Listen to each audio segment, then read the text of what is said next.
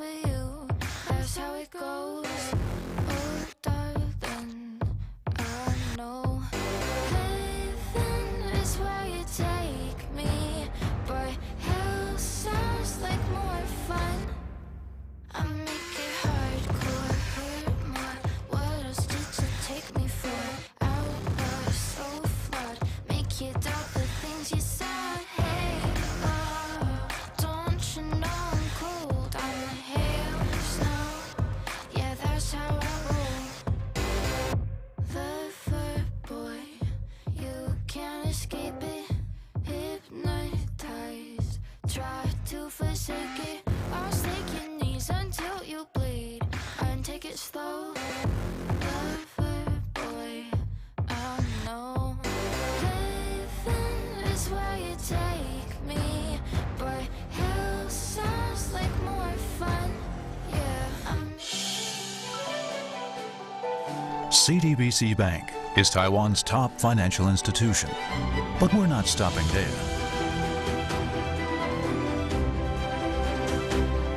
We're crafting an international brand and already have over 260 outlets in 14 countries. We are by your side, ready to embrace the future.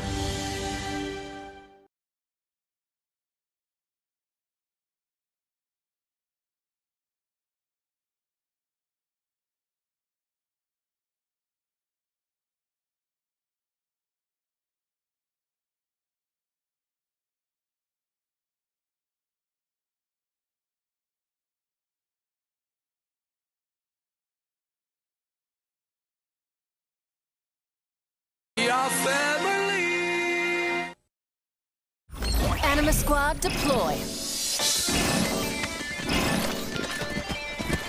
What's up, Doc? I'll bring swift death. Impure fools. Let's see what you're made of.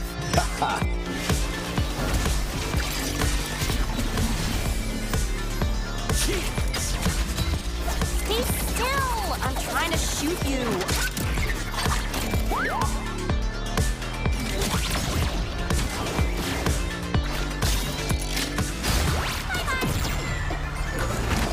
All right, now we're hopping.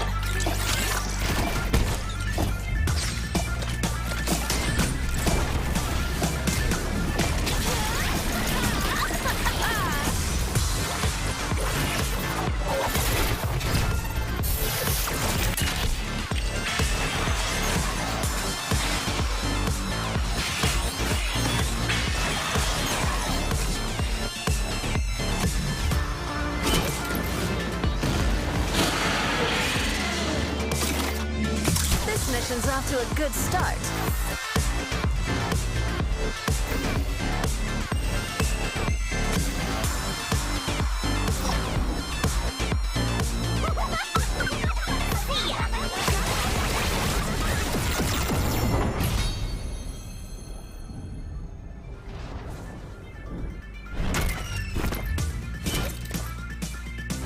Hey, Fishbones! Should we blow something up? You might inconvenience people and hurt their feelings.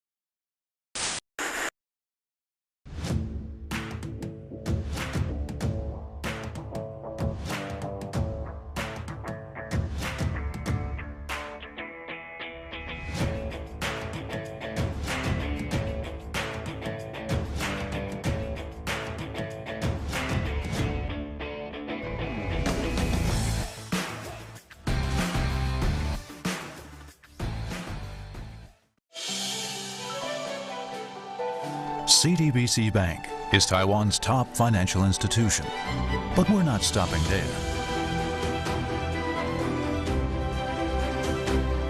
We're crafting an international brand and already have over 260 outlets in 14 countries.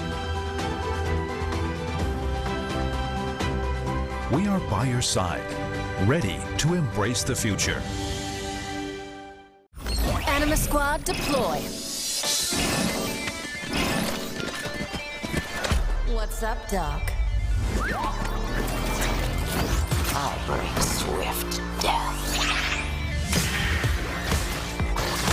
Impure fools. Let's see what you're made of.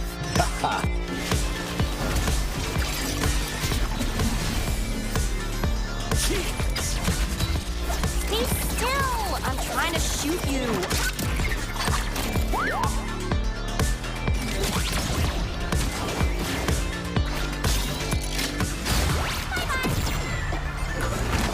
All right, now we're hopping.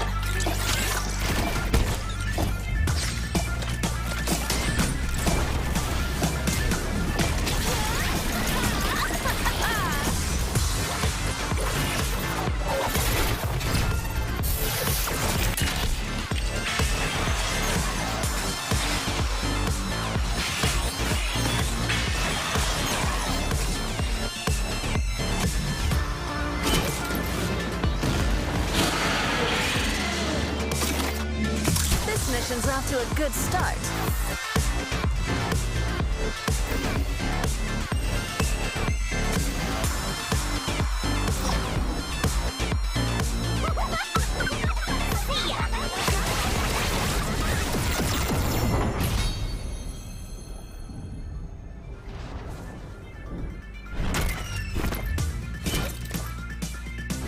Hey, Fishbones, should we blow something up? You might inconvenience people and hurt their feelings. Fire. When you play with fire, when you mess with something out of control, you're a cheating liar, and you're gonna get burned. When you fan the flames, when you spark the fuse and set it alight, you know the game, a knife to a gunfight. In a heartbeat, did I make you crazy? Did you love me or need somebody to hold?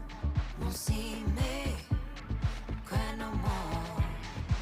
I leave my teardrops on the dance floor. In a heartbeat, did I make you crazy? Did you love me or need somebody to hold? Won't see me cry no more. I leave my teardrops on the dance floor.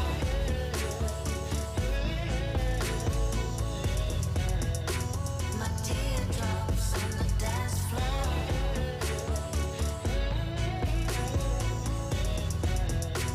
My teardrops on the dance floor.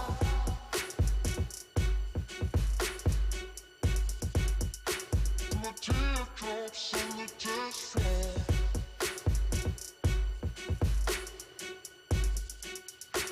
My teardrops on the dance floor.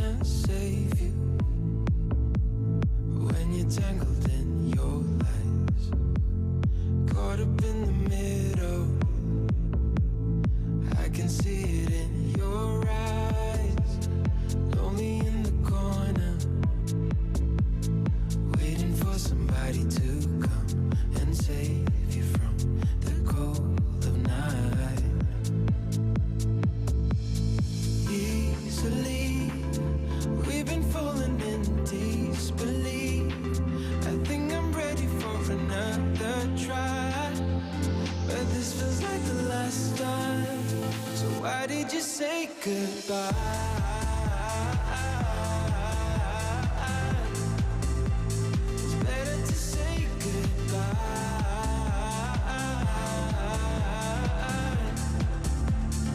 Why did you say goodbye?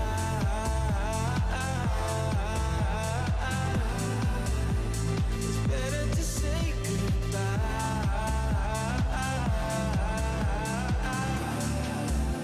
So why did you say goodbye?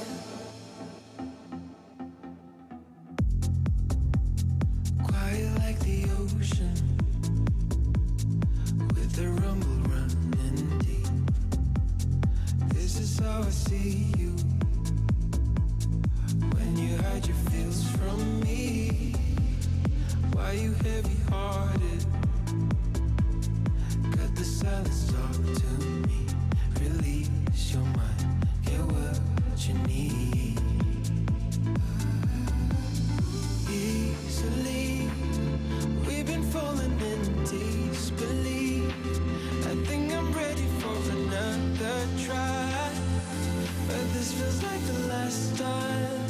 So why did you say goodbye?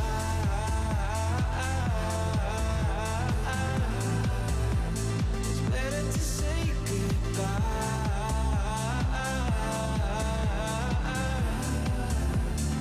Why did you say goodbye?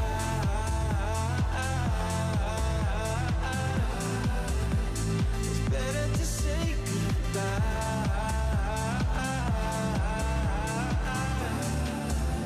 So why did you say goodbye?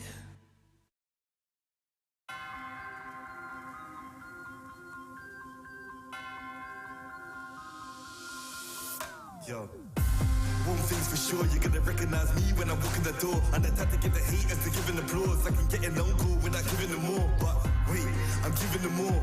Every 7 days I'm giving them 24. You can't make the cut if you ain't gonna bore. These ones don't know about war. I grew up cold, hungry and poor. I wasn't grateful, I wanted more. I wanted women, I wanted tours. So I grinded and grinded some more. Woke up depressed, I had to fight more. So I burnt out, I couldn't do more. I had to put ascension on pause. Now I'm back like I want no war.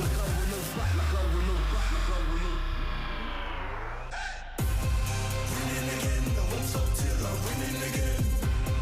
Winning again, I won't stop till I'm winning again. It's cold outside and I thought I couldn't do it again. Winning again, I won't stop till I'm winning again.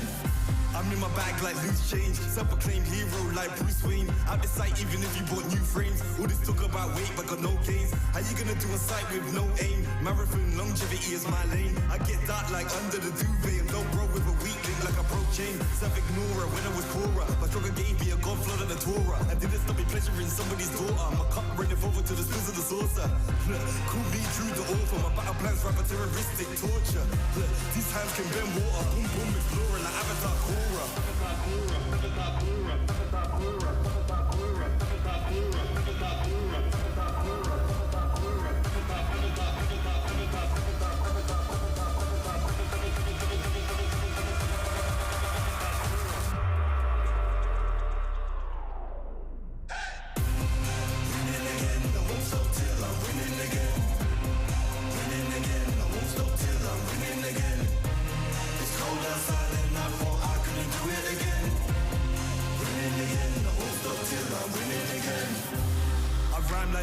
Still my style, you will reimburse me. Plus 30, big hands and they're sturdy. I'm Drew the first, I'm back like anniversary.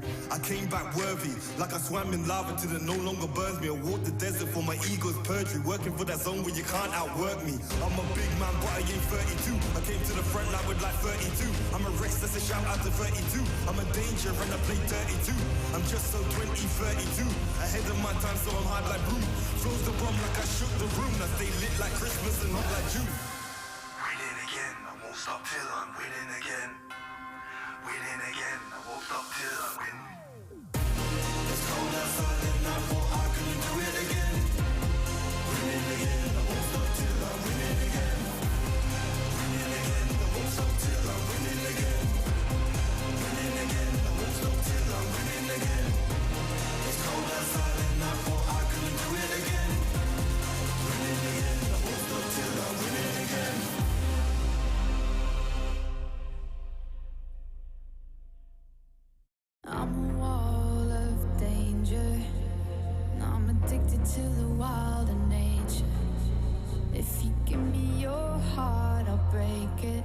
I've been known to lie, I've been known to lie. I was sitting all alone on the sidewalk when you caught me by surprise. I'm a lone wolf, I die by my own rules. I know when to follow my prey, and now it's right in front of me.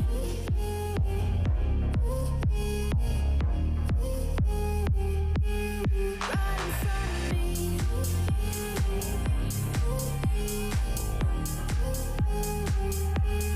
Right in front of me.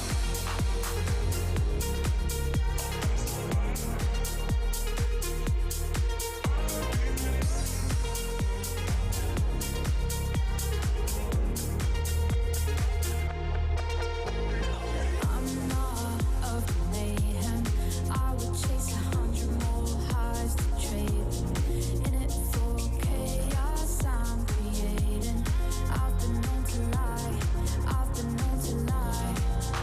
I was sitting all alone on the sidewalk when you caught me by surprise. I'm a lone wolf, I die by my own rules. I know when to follow my prey, and now it's right in front of me.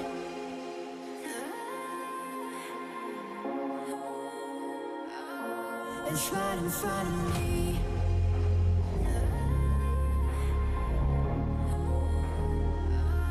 It's right in front of me.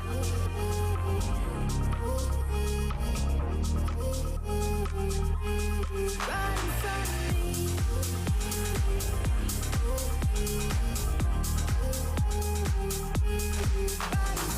me.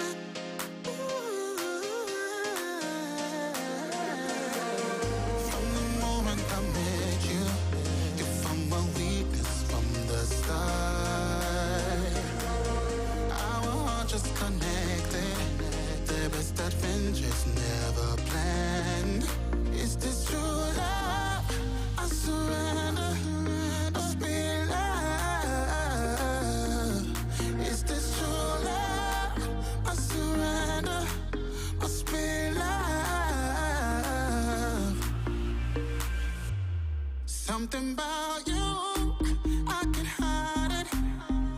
I fell for you from the start. Something about you, good things happen. I fell for you from the start. Something about you, something about you, something about you, something about you. Once in a lifetime, I love falling from the stars. Ways our mistakes, you hold me but fall apart. Is this true love? I surrender. I spill love. Is this true love? I surrender. I spill love. Something about you, I can't hide it. I fell for you from the start. Something about you, good things happen. I fell for you from the start. Something about you, something about you, something about you,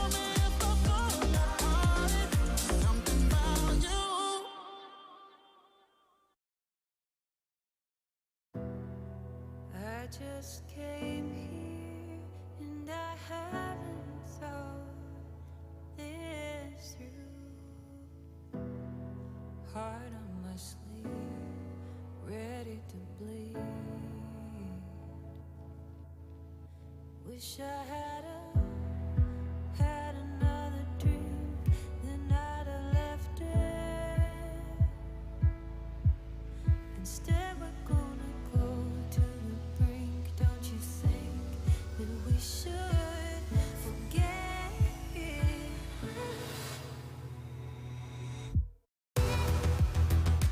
Give me all your love, give me all your love. Give me all your love, all your love.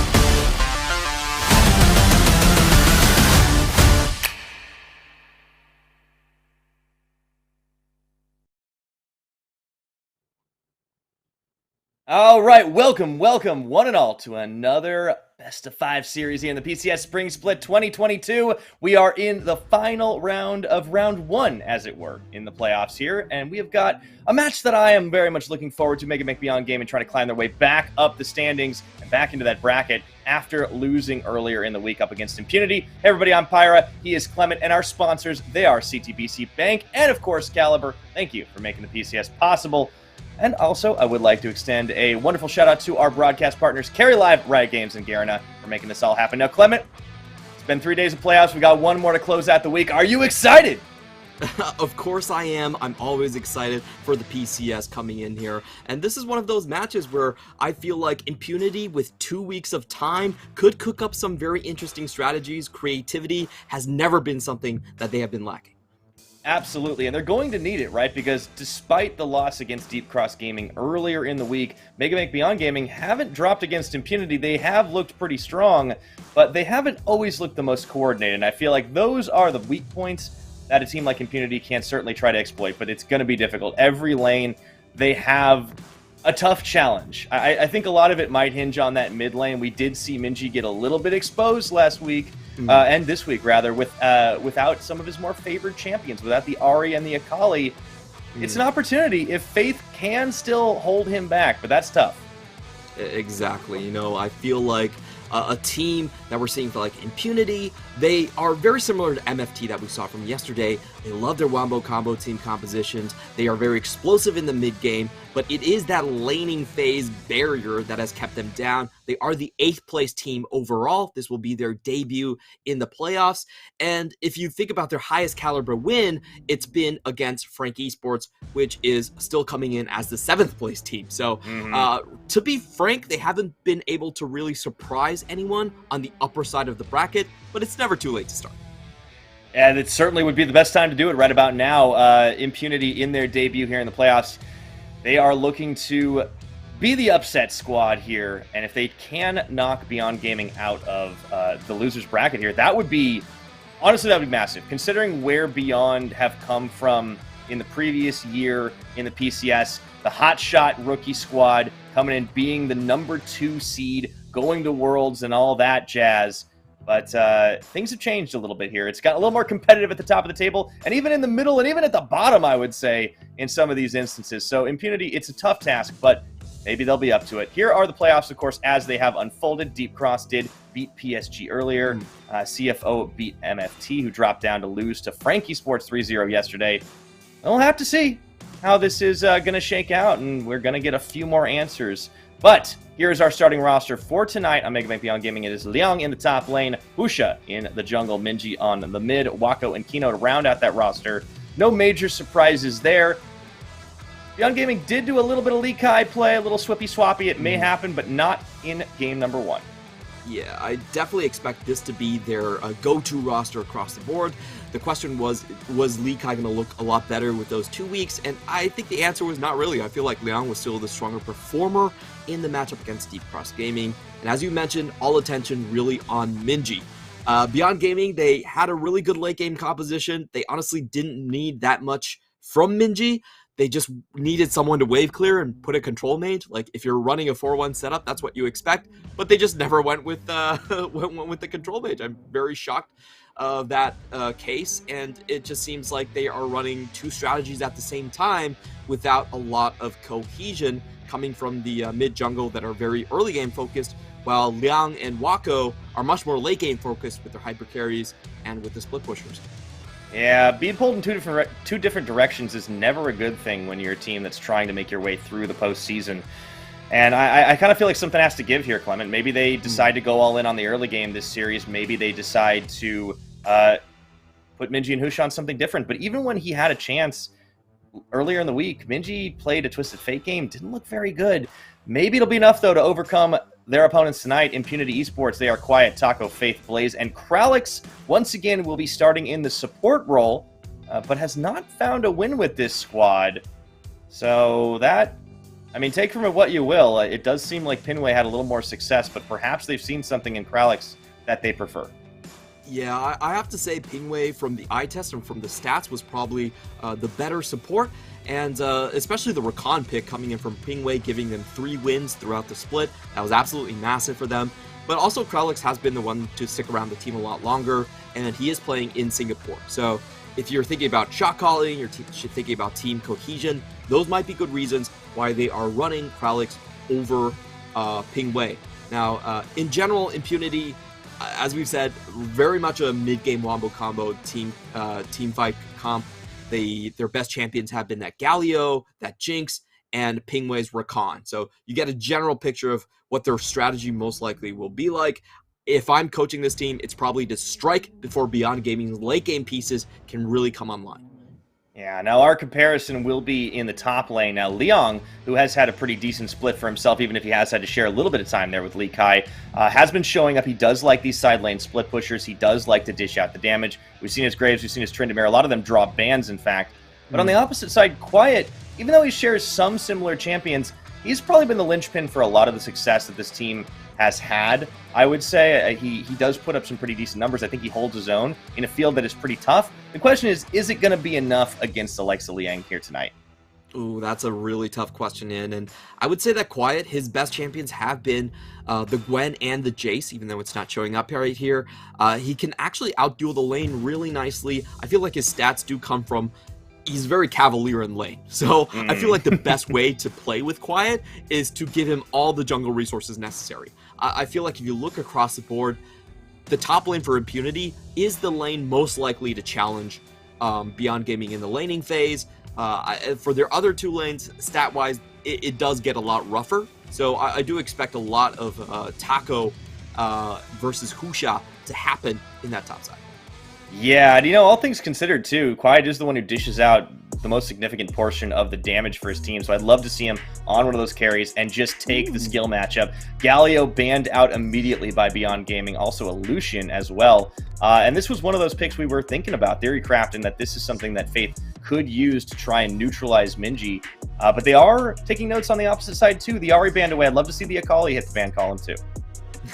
That would leave the Zeri up for Wako. I don't think they're crazy enough to do that just yet. I'll be honest, I feel like Akali is somewhat acceptable for Impunity. I still very much expect the Zeri ban to just come out here.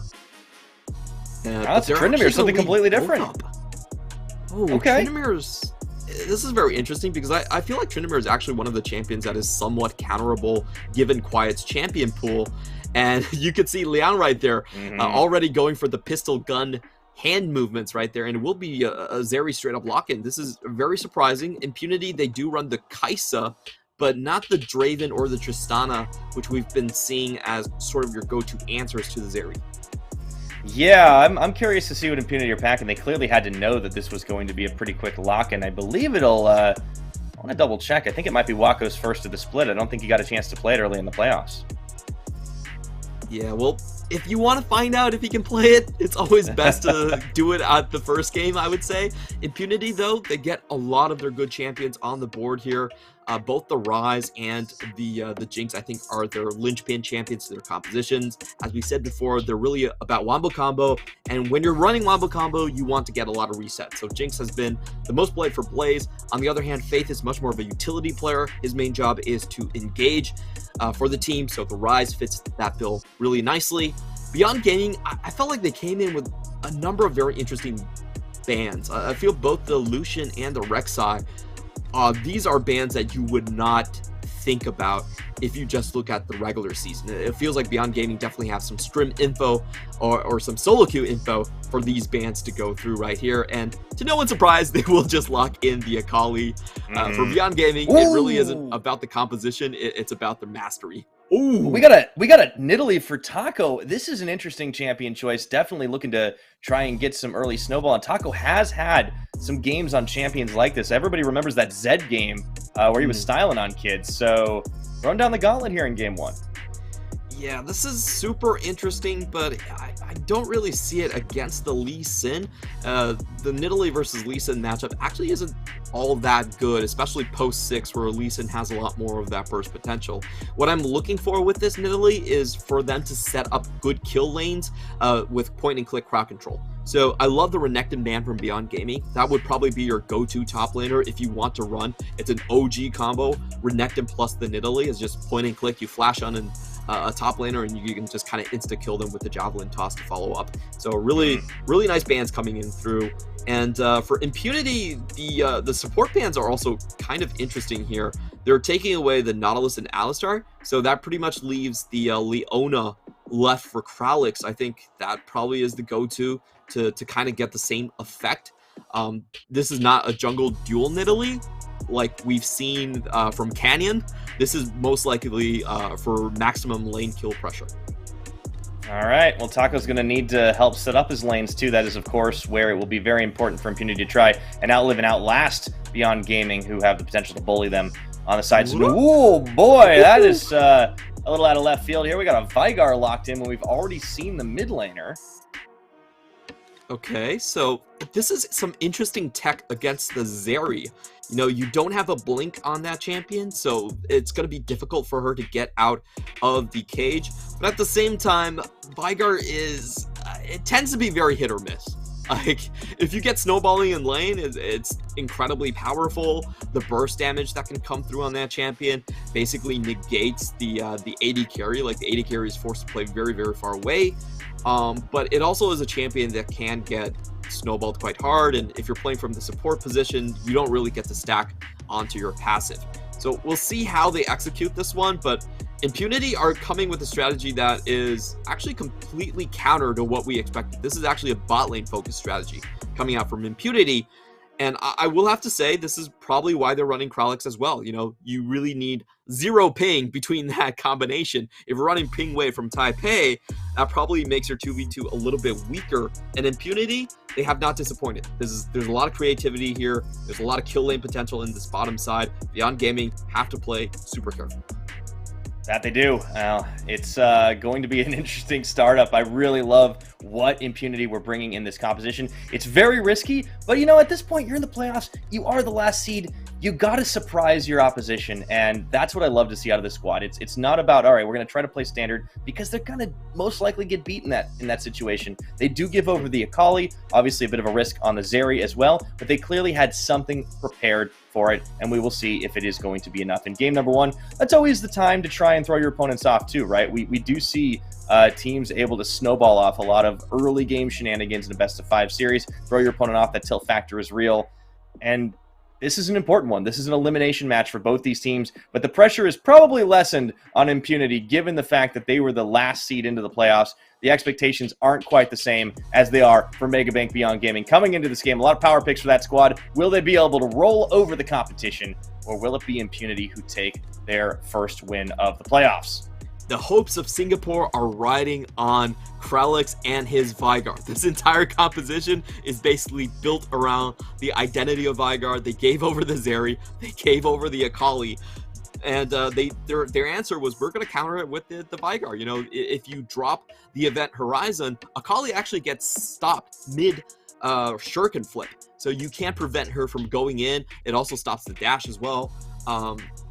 You know, in theory, it could work out, but the level of execution needed is quite high right here. So we'll see if these 2 weeks and all that practice has Kralix prepared to make the Vygar shine. Well, we have seen Impunity improve on their teamwork over the course of the split, and even coming into the start of it compared to their iteration last year, we were always talking about how this team had better play together, if you will, even if they aren't all in the same physical location. Let's take a look at our Summoners and Runes and Masteries and all that good stuff to start us off today. You do see that not anything too surprising, although, I mean, normally I wouldn't see a Vygar in the support position, but I'm like, okay, yeah, I can see that. Semi-tank Vygar just to get over the laning phase. The 2v2 still could be pretty dangerous, especially early on. You don't really get that event Horizon.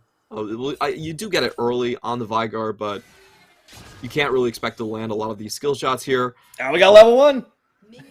And as I say that, you know, Taco just shoots one straight in the face of Kino here. And I like this idea. In Impunity, they are definitely aiming for a split map angle. They want to have the potential to dive this bottom lane potentially early on, so I like this. But it seems like Beyond Gaming are trying to fight for the vertical. Yeah, this is interesting right now. Red buff is going to get started by the 3-stack, and Wako jumps in. Would love to get an early kill on that Zeri, so we're straight up fighting for this one. Faith also looks to cut off Minji, and Red buff's just going to reset. Nobody's in the lane except the top laners on a full island here, and Impunity haven't really been able to find much. I think they're just going to bail out and let the full reset happen. Well, Taco's still staying around to deny the 1v1. At the very least, he can't let the enemy jungle just straight up start red. It would be a massive advantage on their part. So, you know, even though they don't get the vertical, they do slow down the jungle pathing a little bit. They get vision on this one. It's not a terrible situation, though they do lose a couple of seconds on the pathing. I still like the idea overall, but Beyond Gaming, I think, with the correct idea that Impunity were not going to go all in for that one. Yeah, good read on that. So we kick things off. A little bit of a farm advantage just based on the early times to get back here. And Kralix does find a nice early stun onto Kino. It's a good pokey lane. They are going to try and get that Jinx as fed as possible. And, you know, putting all the chips down on Blaze, I think, is a strategy that coming into the season, we kind of expected to see even more from Impunity. But clearly, he has been one of the better players on this squad. I would argue Quiet probably has shown a little more consistency there. But maybe a little bit harder to try and snowball in the meta where, you know, hyper carries are still the #1 contested pick. No, I feel like Blaze in teamfights has been nothing but spectacular. The question is just about the laning phase. Their bottom lane has been, honestly, I think the weakest bottom lane in terms of stats outside of probably Sem9. So it's been really rough. They're down about 1,000 gold at 15 minutes. But if they can actually have a good early game, I think that changes the calculus quite a bit. So I do expect... Ooh, Blaze gets caught though. Yeah, forced to flash away already. Didn't actually burn his cleanse, and they will try to turn some damage here. Kino actually taken very, very low. Wako straight up in the cage, but he's completely isolated. Ooh. He's forced to flash back. That actually ends up being a worthwhile trade for Impunity. Really nicely done on the back end for Impunity right there. But we do have Lee Sin down there as well, so they will have to back off right after this one. Okay, spear dodged out by Minji. Well, Quiet, taking a little low here. Gotta be careful, buddy. Holding on to his flash if he would need it, but Liang is going to chase him away. The hammer is mightier than the shotgun. Nicely done here by Liang. Quite also very low on the mana right here. Kralix does have the flash, but I don't think he's going to go for this one just yet. And yeah, we do go into a reset situation with Impunity looking to stop these backs. Ooh. Did stop it back, didn't hit the damage, but yeah, those spears, you start thinking, if that lands, if that connects, does Taco want to go in for the dive? Looking to try and push this wave in. Wako is a little bit low, but so is Blaze, curiously enough. So keep your eyes on Taco as he makes his way back up to the mid lane. Minji, though, sitting pretty under tower. These are two pushing lanes right now for Impunity, and they have options. Not something we usually say. As Rune Prison goes down, Minji flashes, tries for the outplay here, as Faith tanks 2 tower shots. But he's going to be out. Meanwhile, back in bot. Okay. Don't have a kill there either. Just taking a look at the summoners, Impunity. They don't burn anything, and Husha, he is starting to fall behind. He spent so much time trying to equalize the bottom lane and make sure they don't die out that he is going to fall behind in camps. And if you look on the side of Impunity for Taco, he still has a lot of camps to go to. So, you know, even though that was the chase down that seemed to be a winning trade for Beyond Gaming, we have to take the jungle into consideration. Ooh, as Leon. Gotta take the top lane as well. Oh no, knockback Quiet, trying for the outplay, needs another auto, and he gets it and burns the flash of Liang as well. Impunity opening up with the kill. I feel like Liang thought he was playing with Phase Rush. He was trying to get the knockback on Quiet back into the tower, but there was no speed up right there, and Quiet able to kite out for the solo kill. That was also a fight that Liang, you know, he actually went for that himself. He, it wasn't necessary for him to go all in, but he thought that he had the angle, didn't find the correct knockback, actually took Quiet outside of the tower range, and Quiet just turns around with the beautiful kill. We'll watch that again. Liang even burns his shock blast cooldowns right here. He's looking for the angle, but doesn't find it. Yikes.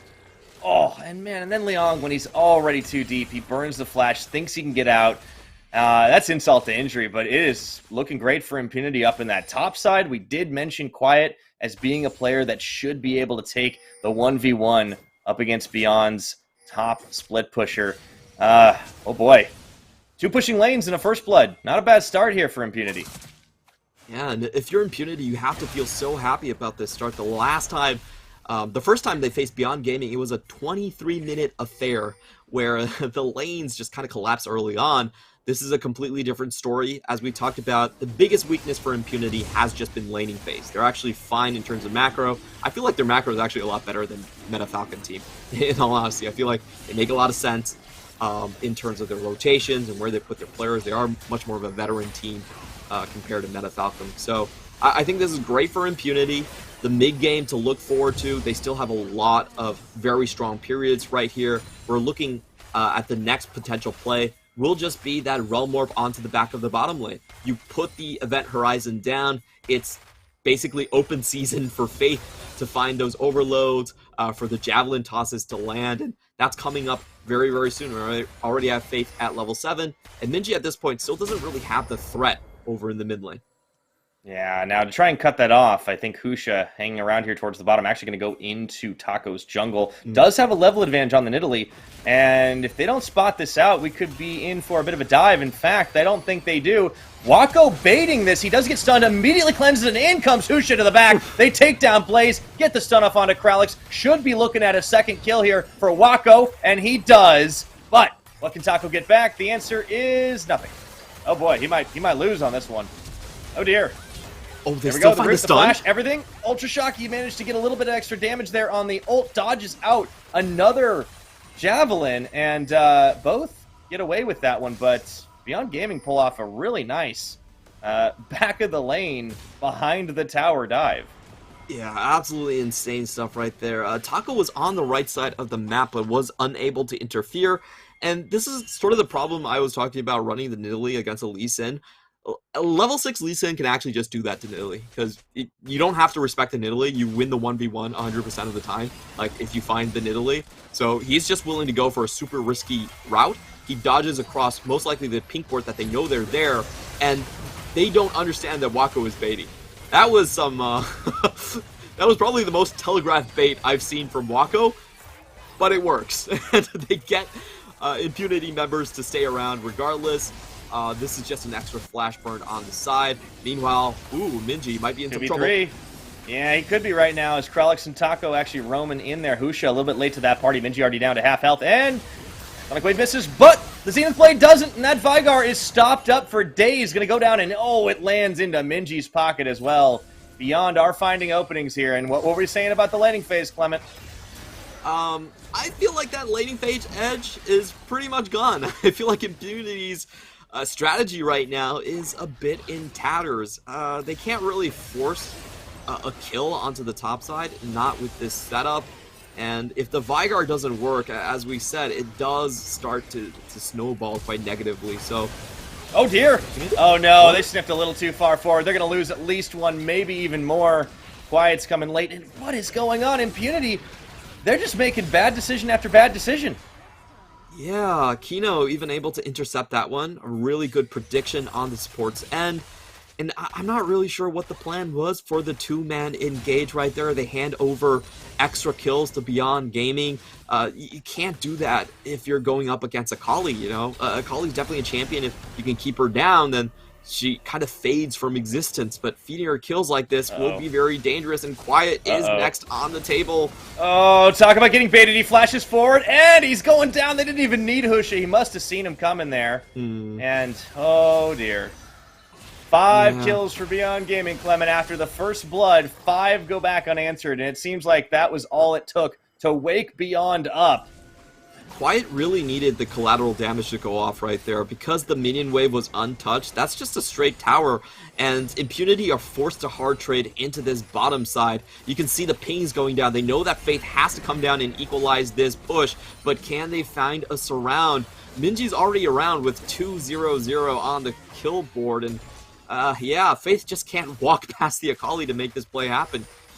Taco just hasn't been landing these spears. I mean, you have to make those things count. Sure, there's the good old zoning spear, but if it's dodged that easily, you're just not a huge threat. There's not a lot of CC coming in from the jungler, so you can keep your eyes on the Vigar and wait for that cage to come through.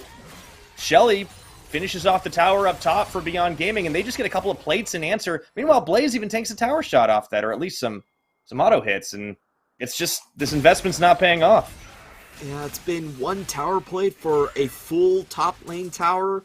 Definitely not what they wanted to see here, and we see at 11 minutes, Impunity already facing a 3,000 gold deficit. I don't feel like this is a comp that actually has that good of a mid-game identity. This comp is definitely much more about just equalizing the top solo lanes and trying to punish the bottom lane to the maximum effect. So, unfortunately, I feel like Impunity just will be sort of lost in these next couple of minutes. They don't really have a composition that can fight for Drakes in this situation. I feel like they just have to wait until Beyond Gaming ventures into their own jungle and hopefully punish them with their chain CC. That is a very specific win condition. Unfortunately for Impunity right now, they really give themselves a hard time by just falling for a series of baits and just getting run around the map a little bit. We do have a Cloud Rift as the Infernal goes down in favor of Beyond Gaming. There's our gold graph right now. It started out pretty decent, but things fell apart pretty quickly once Beyond cottoned on to what their opponents were trying to do. Unfortunately, the early game strat just hasn't paid dividends here. Now, Taco, runs straight into Husha and Kino, who are just running rampant in this jungle, and Italy does not have a whole lot of answers at the moment. Oh, he still gets the blue? Actually steal the blue. Okay, that was pretty cool. I'll give you style points, Taco. He does lose the jungle control, but hey, he gets the objective in the end, so... That's the moral victory.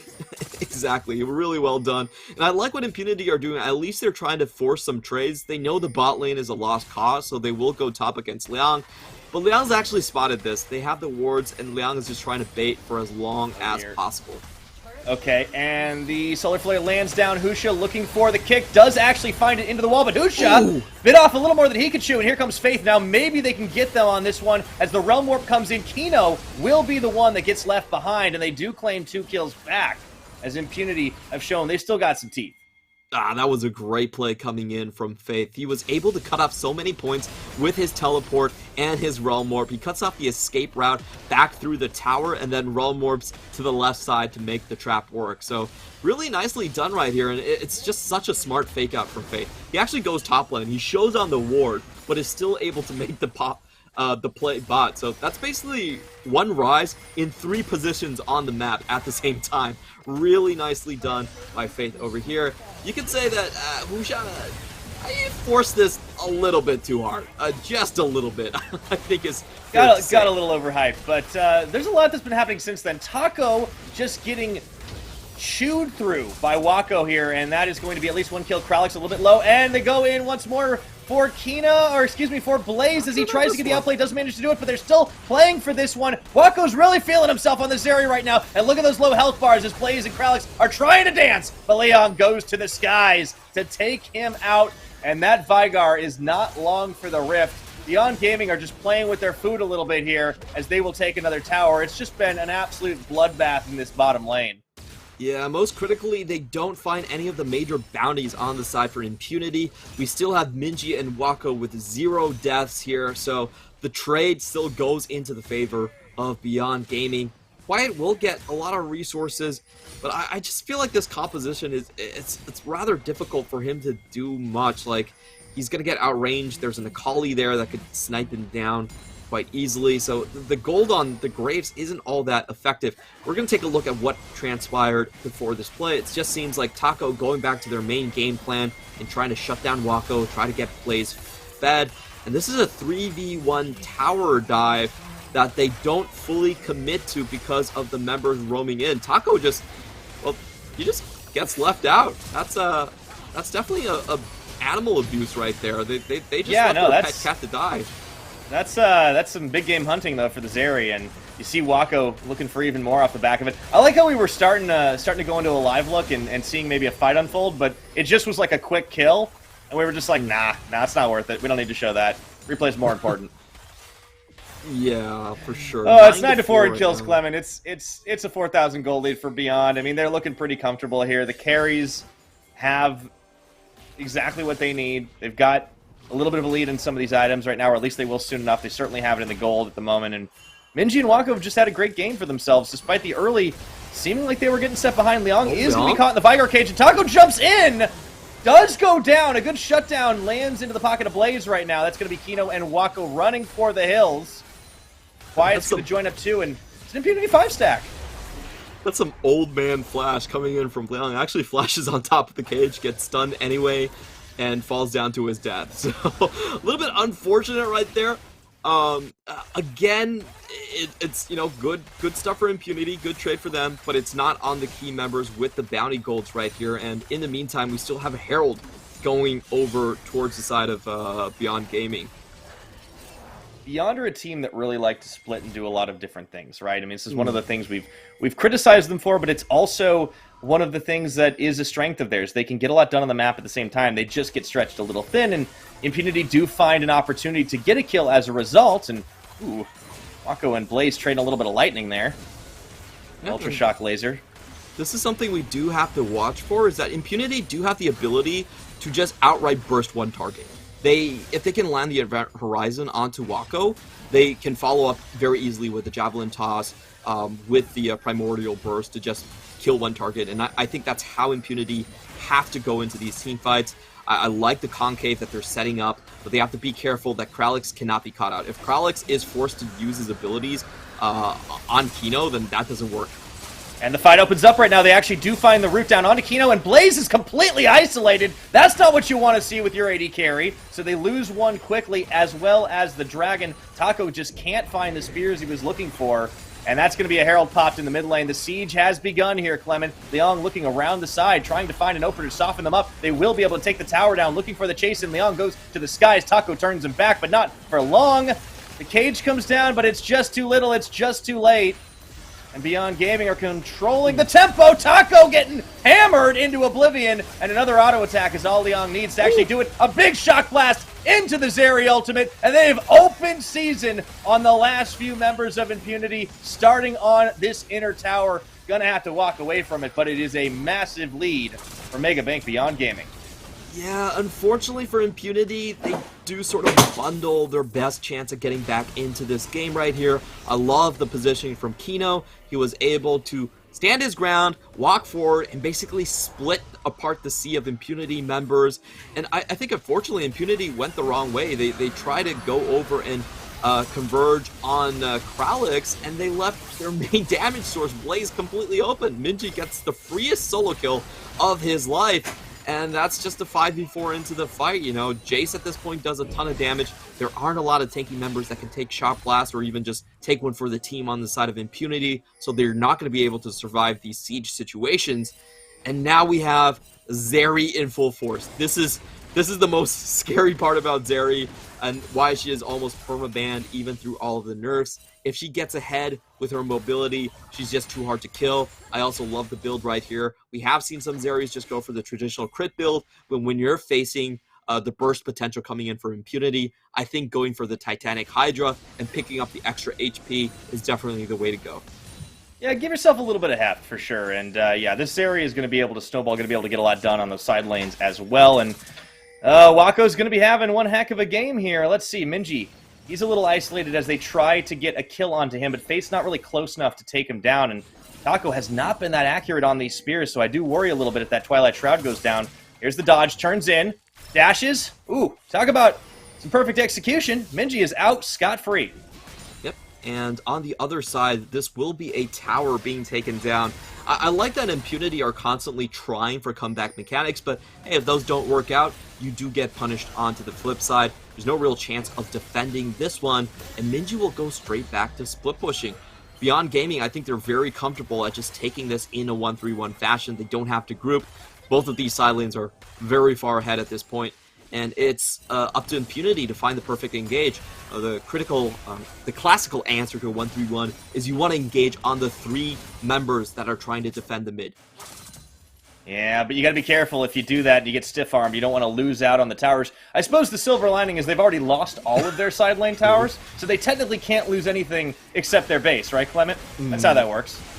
Yeah, it's exactly how that works. It means that Beyond Gaming are easier to punish, but at the same time, it also means that it will be difficult for them to hold on to their jungle. This could be their chance, though.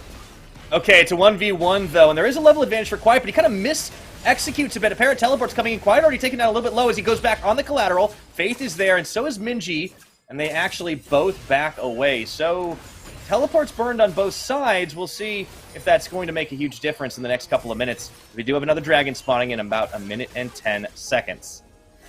Chasing down Husha. No spear. Still some really good chances for Faith to make these collapses.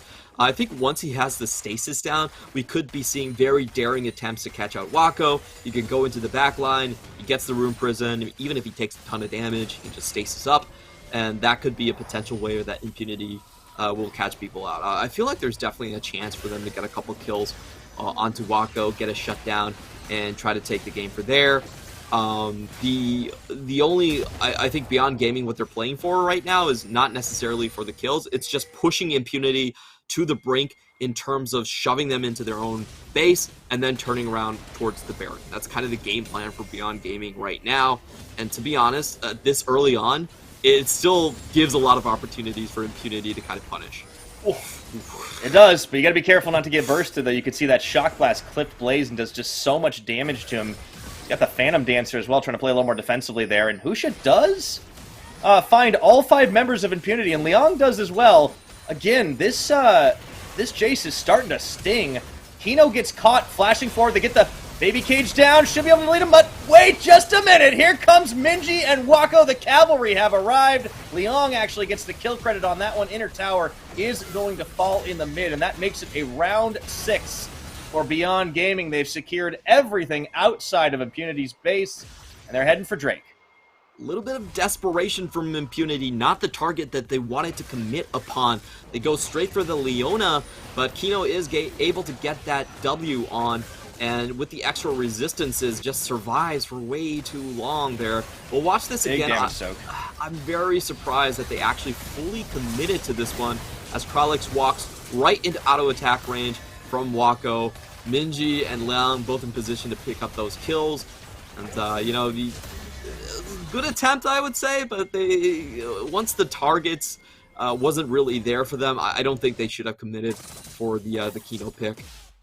No, they didn't even get it to. So insult on top of injury, he doesn't even burn his flash. He soaks damage for days while his team just tags their way in. And again, Minji, Wako just looking so good. They can threaten wherever they want, the high mobility. But it's really Liang that is the one that's getting a lot of these cleanups on the kills. He just dishes so much damage that Eclipse really putting in the extra work in addition to his other items. All that lethality on the Jace is just so deadly because they can burst out these squishier members. There really isn't a true tank outside the Rise, and he's only got 2 items, Clemens, so this is a team that's not all that big. Yeah, and I think Faith actually made the right call here. The team's actually lacking damage at this point, so he needs to get a little bit more oomph to punish 1-3-1s, find collapses, and Impunity are still trying. Credit where credit is due. This is exactly the play that they need to do right now. Hope someone just wanders into the bot side and catch him out. They don't really have a good chance of defending this Baron anyway. But Beyond Gaming, they will call off the bot lane bluff, and oh no!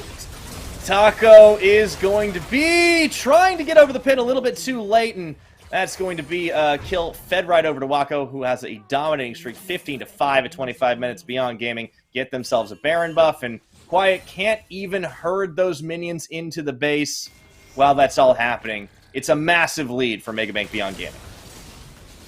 Certainly is here, and we could be seeing some attempts. Okay, they got a 2-on-1, but Liang is still able to flash to safety. Oh dear, it's just nothing's working out right now. Minji goes into stasis. They will be able to find him for a second, but just not enough to burst. And look who's tagging in. It's Wako. Minji comes right back, and it just looks so beautiful. Absolute ninja skills on those fingers. Getting back in, getting the kills as well. Wako cleaning them up, and that's going to be inhibitor number 1 here. You have to think there's more coming, as Impunity are running out of members fast. Yeah, that's the thing about support Vygar. If you don't have a good early game, you don't really get any stacks, and you could see that there wasn't enough burst damage to take down the Akali. Beyond Gaming are just streaming forward to close this one off cleanly. Having a little bit of fun with it. Taco comes up, Taco goes down. Quiet walks it out back to his own fountain as Kralix comes up with a teleport coming through. They're just going to finish it right here, right now, looking for that final kill and looking for that final Nexus turret. Quiet and Blaze still trying to defend. That Jinx is still a threat to be reckoned with, but not when everybody else is there. They don't even need to step up to the fountain to secure the ace and take the base for game number 1. Super clean game coming in from Beyond Gaming. I like the strategy from Impunity. I like their level 1 to go into this one, and they did have an early game lead. We saw Quiet with the solo kill in the top lane. For the most part, Blaze and Kralix were actually winning their lane. They were up in flashes, but that one huge mistake where both of them stayed and got baited out by Wako, and then you saw Husha coming in from behind with the Lee Sin Dragon's Rage into a double kill. That just completely killed Impunity's strategy. They were pretty much drafting for one outcome and one path only. Once that avenue wasn't open to them, I don't think their comp could do much else, to be completely honest. They didn't really have a 5v5 comp. There wasn't a lot of late game to look forward towards, especially against the Zeri, and things just kind of fell apart from that point. Yeah, one thing you can't take away from Impunity is that they will always try to keep things going. The problem is decision-making started to fall apart. Things looked a little bit faulty. They went for some suboptimal plays, and they just kept getting set further and further behind.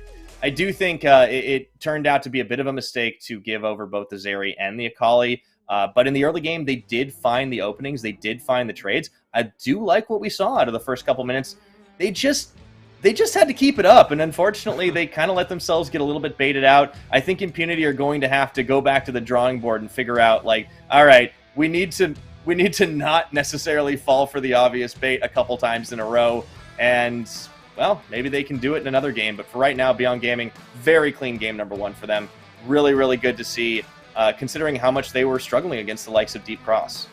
I do think Impunity at least have a very clear direction on what they want to do with this series. It's about shoring up their early game and at least giving themselves a chance to play through the mid game. As we talked about many times, Impunity's biggest weakness has just been that laning phase, and I think if we're going on this vein of thought here, they probably will hand over the Akali in future drafts as well. Ahri, much stronger in laning phase, but you can give them the Akali and give yourself the mid jungle priority throughout this series, and probably give Taco more of a carry champion to play through. So I think that's actually a really good idea on Impunity's side, and it does seem like Beyond Gaming are actually somewhat susceptible to this style of play. But again, it's just about bot side laning phase. You can't let those ganks happen if you're trying to go with an early mid-game strategy. You have to play extremely tight if you are trying to go with pure snowball.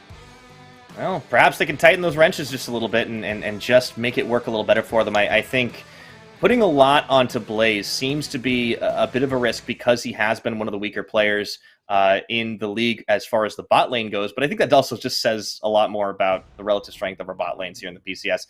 The problem is Wako and Kino just look too darn good. And even in the 2v2, after they turned it back on the trade that looked like it was going pretty well for Impunity, they critically didn't give over any kills. I feel like that would have changed the game so much, because once the Jinx starts getting excited, you roll off to a bit of an item lead and things can change. But it was very critical in those early moments, and Beyond Gaming were able to mitigate the few losses they had. Definitely a couple mistakes, some of those glimmers that we were seeing in the individual play. I think Liang definitely had a blunder early on up top, but he really recorrected after the fact. Got a little bit of help from Husha as well, and I don't think we'll see those mistakes going forward. It seems like this is a squad that really learns quickly. Yeah, I feel like they don't even need to change like their first 3 picks. They probably just change R4 and R5 into something a little bit more stable. Pick the Leona for themselves. Don't go for the Vygar. Vygar is super feast or famine. I don't really like the Vygar all that much. I think you can pretty much accomplish the same things by just going for the Leona in that situation. And for R5, pick a tank and give yourself some late game. Beyond Gaming, their biggest throws have been to just straight up teamfight comps. Remember that DCG game where they were, taking the inhibitor down at 18 minutes. They still lost the game because they just don't have an easy teamfight to execute from front to back. So I feel like Impunity, they are on the right track. They could just probably tune down the risk versus reward ratio a little bit and be fine on this track.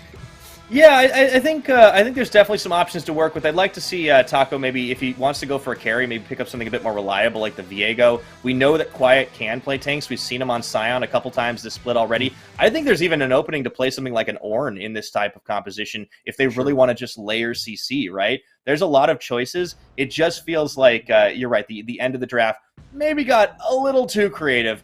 I also think the Zeri, while it didn't necessarily like snowball in lane or anything, I would like to see it still banned on the red side, but perhaps if Impunity choose blue in game number 2, they'll put that over onto Beyond Gaming and maybe get it for themselves if they get the chance. That was something I was super surprised about, because in my mind, Quiet definitely has the champion pool to deal with a Tryndamere, especially if he's getting last pick and he's on red side. So we'll pay attention to that in the upcoming drafts if that is going to be a weakness. To be honest, when Liang did get his Tryndamere against DCG, I was not particularly impressed. It didn't look like it was all that strong in this meta, and we do have to point out that Tryndamere has been suffering quite a lot. Like, you know, the counter picks, the Kennons coming out, the champions like the Arkshan in other leagues have not made Tryndamere all that appealing in the early game. So we'll see if that's going to be a case going into the next couple of games, but credit where credit is due. If you give Minji as a Kali, he looks like an absolute boss. 2 kills early on, snowballed the game, and I really wonder if if I'm Impunity, I'm willing to give Minji his Akali, because I feel like that gives me an early game avenue to play through. The question is, can Minji still find those pickup kills throughout the mid game every single time? It's a risk, man. This is his 5th game on it in the season, and he hasn't lost on this champion. I get what you're saying, and you're not wrong, but I do feel like once he gets rolling, it's kind of hard to stop him. He's just dashing everywhere and not only dodging the kills, but setting them up for the rest of his team. He doesn't even have to be the one to secure them. Sure, the Ahri has been a little bit more reliable of late, but I still think it's definitely a risk. We'll have to see if Impunity agree, as we are looking to get into game number 2 right after this break. CTBC Bank is Taiwan's top financial institution, but we're not stopping there.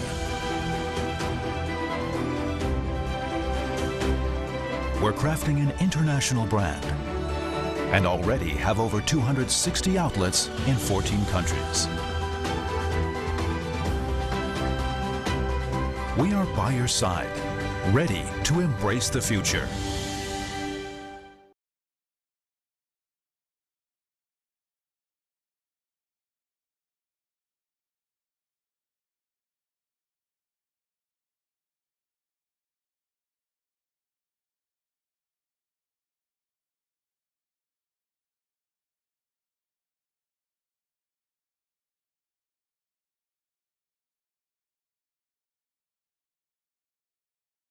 Your family.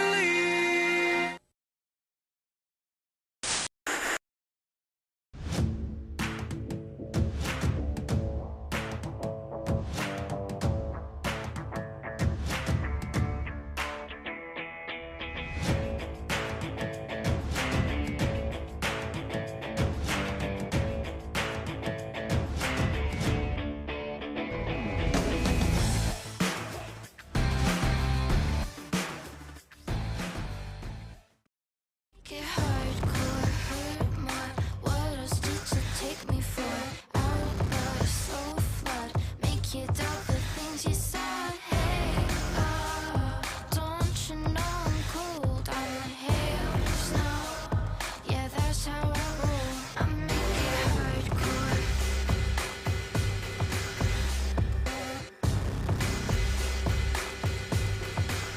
I make it hardcore.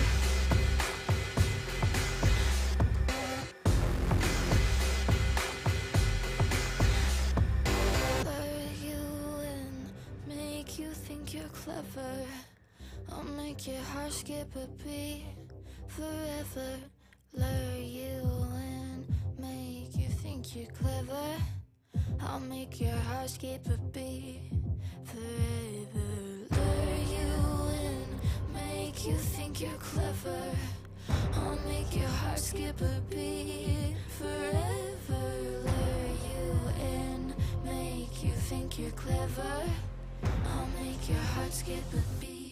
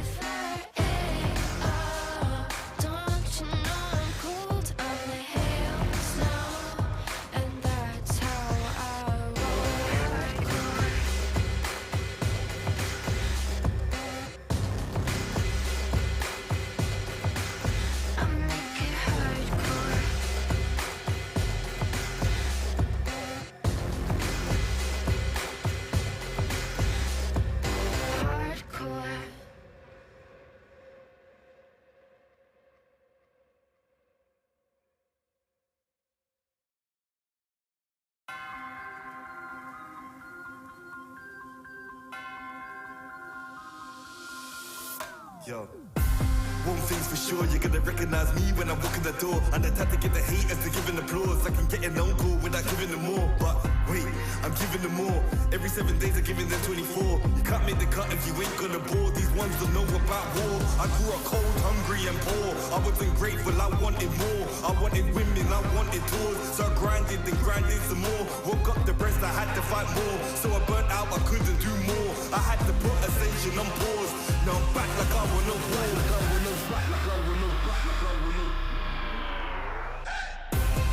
Winning again, I won't stop till I'm winning again. Winning again, I won't stop till I'm winning again. It's cold outside and I thought I couldn't do it again. Winning again, I won't stop till I'm winning again. I'm in my bag like loose change. Self-proclaimed hero like Bruce Wayne. Out the sight even if you bought new frames. All this talk about weight but got no gains. How you gonna do a sight with no aim? Marathon longevity is my lane. I get dark like under the duvet. And don't grow with a weak link like a broke chain. Self-ignorer when I was poorer. My struggle gave me a God flood of the Torah. I didn't stop me pleasuring somebody's daughter. My cup running forward to the spills of the saucer. Call me true to author. My battle plans rapper terroristic torture. These hands can bend water. Boom boom explorer like Avatar Korra.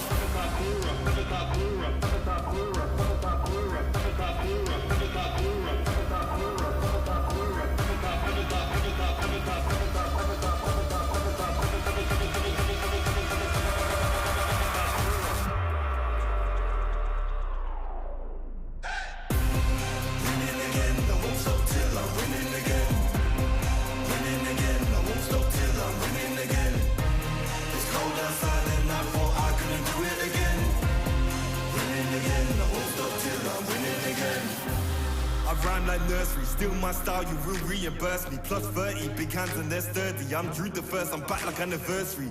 I came back worthy, like I swam in lava till it no longer burns me. I walked the desert for my ego's perjury, working for that zone where you can't outwork me. I'm a big man, but I ain't 32. I came to the front line with like 32. I'm a Rex, that's a shout out to 32. I'm a danger and I play 32. I'm just so 32. Ahead of my time, so I'm hard like Brew. Flows the rum like I shook the room. I stay lit like Christmas and hot like June. Winning again, I won't stop till I'm winning again. Winning again, I won't stop till I win. It's cold outside and I thought I couldn't do it again. Winning again, I won't stop till I'm winning again. Winning again, I won't stop till I'm winning again. Winning again, I won't stop till I'm winning again. It's cold outside and I thought I couldn't do it again. Winning again, I won't stop till I'm winning again.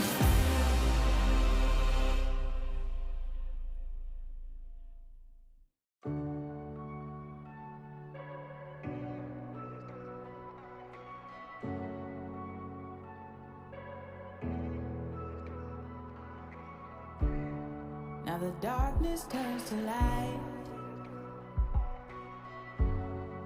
No way you feel alive.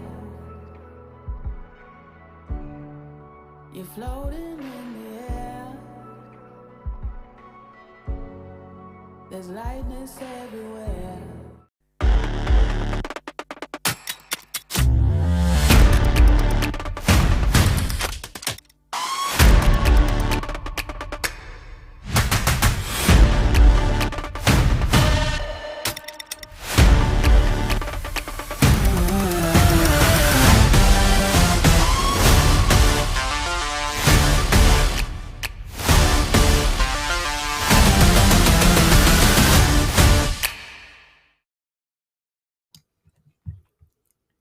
And welcome back to the spring playoffs here for the PCS.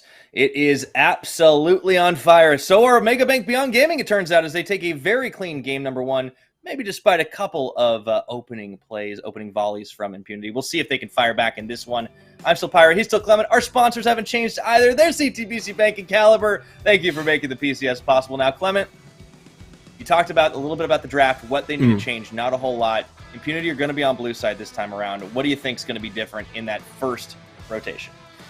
So blue side has access to Ari, which has been first pickable in the PCS, also Minji's best champion, and second most played for Faith as well. So I think that's a very strong option. Also, the sort of obvious thing is they don't have to ban the Zeri. That should be the job of Beyond Gaming coming into this one. But do question a little bit about the topside pick, what that's going to be, because I think one of the strongest pivots that Impunity could go for is actually trying to invest more into Quiet's lane. So far, Beyond Gaming's best lane has been their bottom lane. Wako, I think, has been their best performer throughout the entirety of playoffs. Cracking that lane is going to be difficult, but Liang on the other side has been uncharacteristically quiet. I think he's made actually a lot of mistakes in his own laning phase. So that's the point I think I want to see. I expect the Akali to still go through though. That's probably going to happen, and for Impunity to kind of go for an early game centric strategy over there. Yeah, maybe we get that Akali Ahri matchup. Might be a lot of fun to see. Although Impunity have yet to find a win in this split over the side of Beyond Gaming. It looked good for a couple of minutes at the very least, and that is important considering they do need to survive out that laning phase. I liked what they were doing in some of the phases of the draft, but they got a little bit tricky at the end. The Veigar kill lane never really fully materialized. Maybe we'll go back to a more standard style of composition up against Wako and Kino, who are just a very, very strong 2v2 duo. Into the picks and bans, though. It looks like they are going to ban the Akali and the Volibear 2 out of 2 times here. Otherwise, no changes. Oh, I'm a little bit disappointed. Impunity put the brakes onto their all early game strategy. We'll see what they go with on this one again. Tryndamere still going to be banned out. I think it makes a little bit more sense on the blue side compared to the red.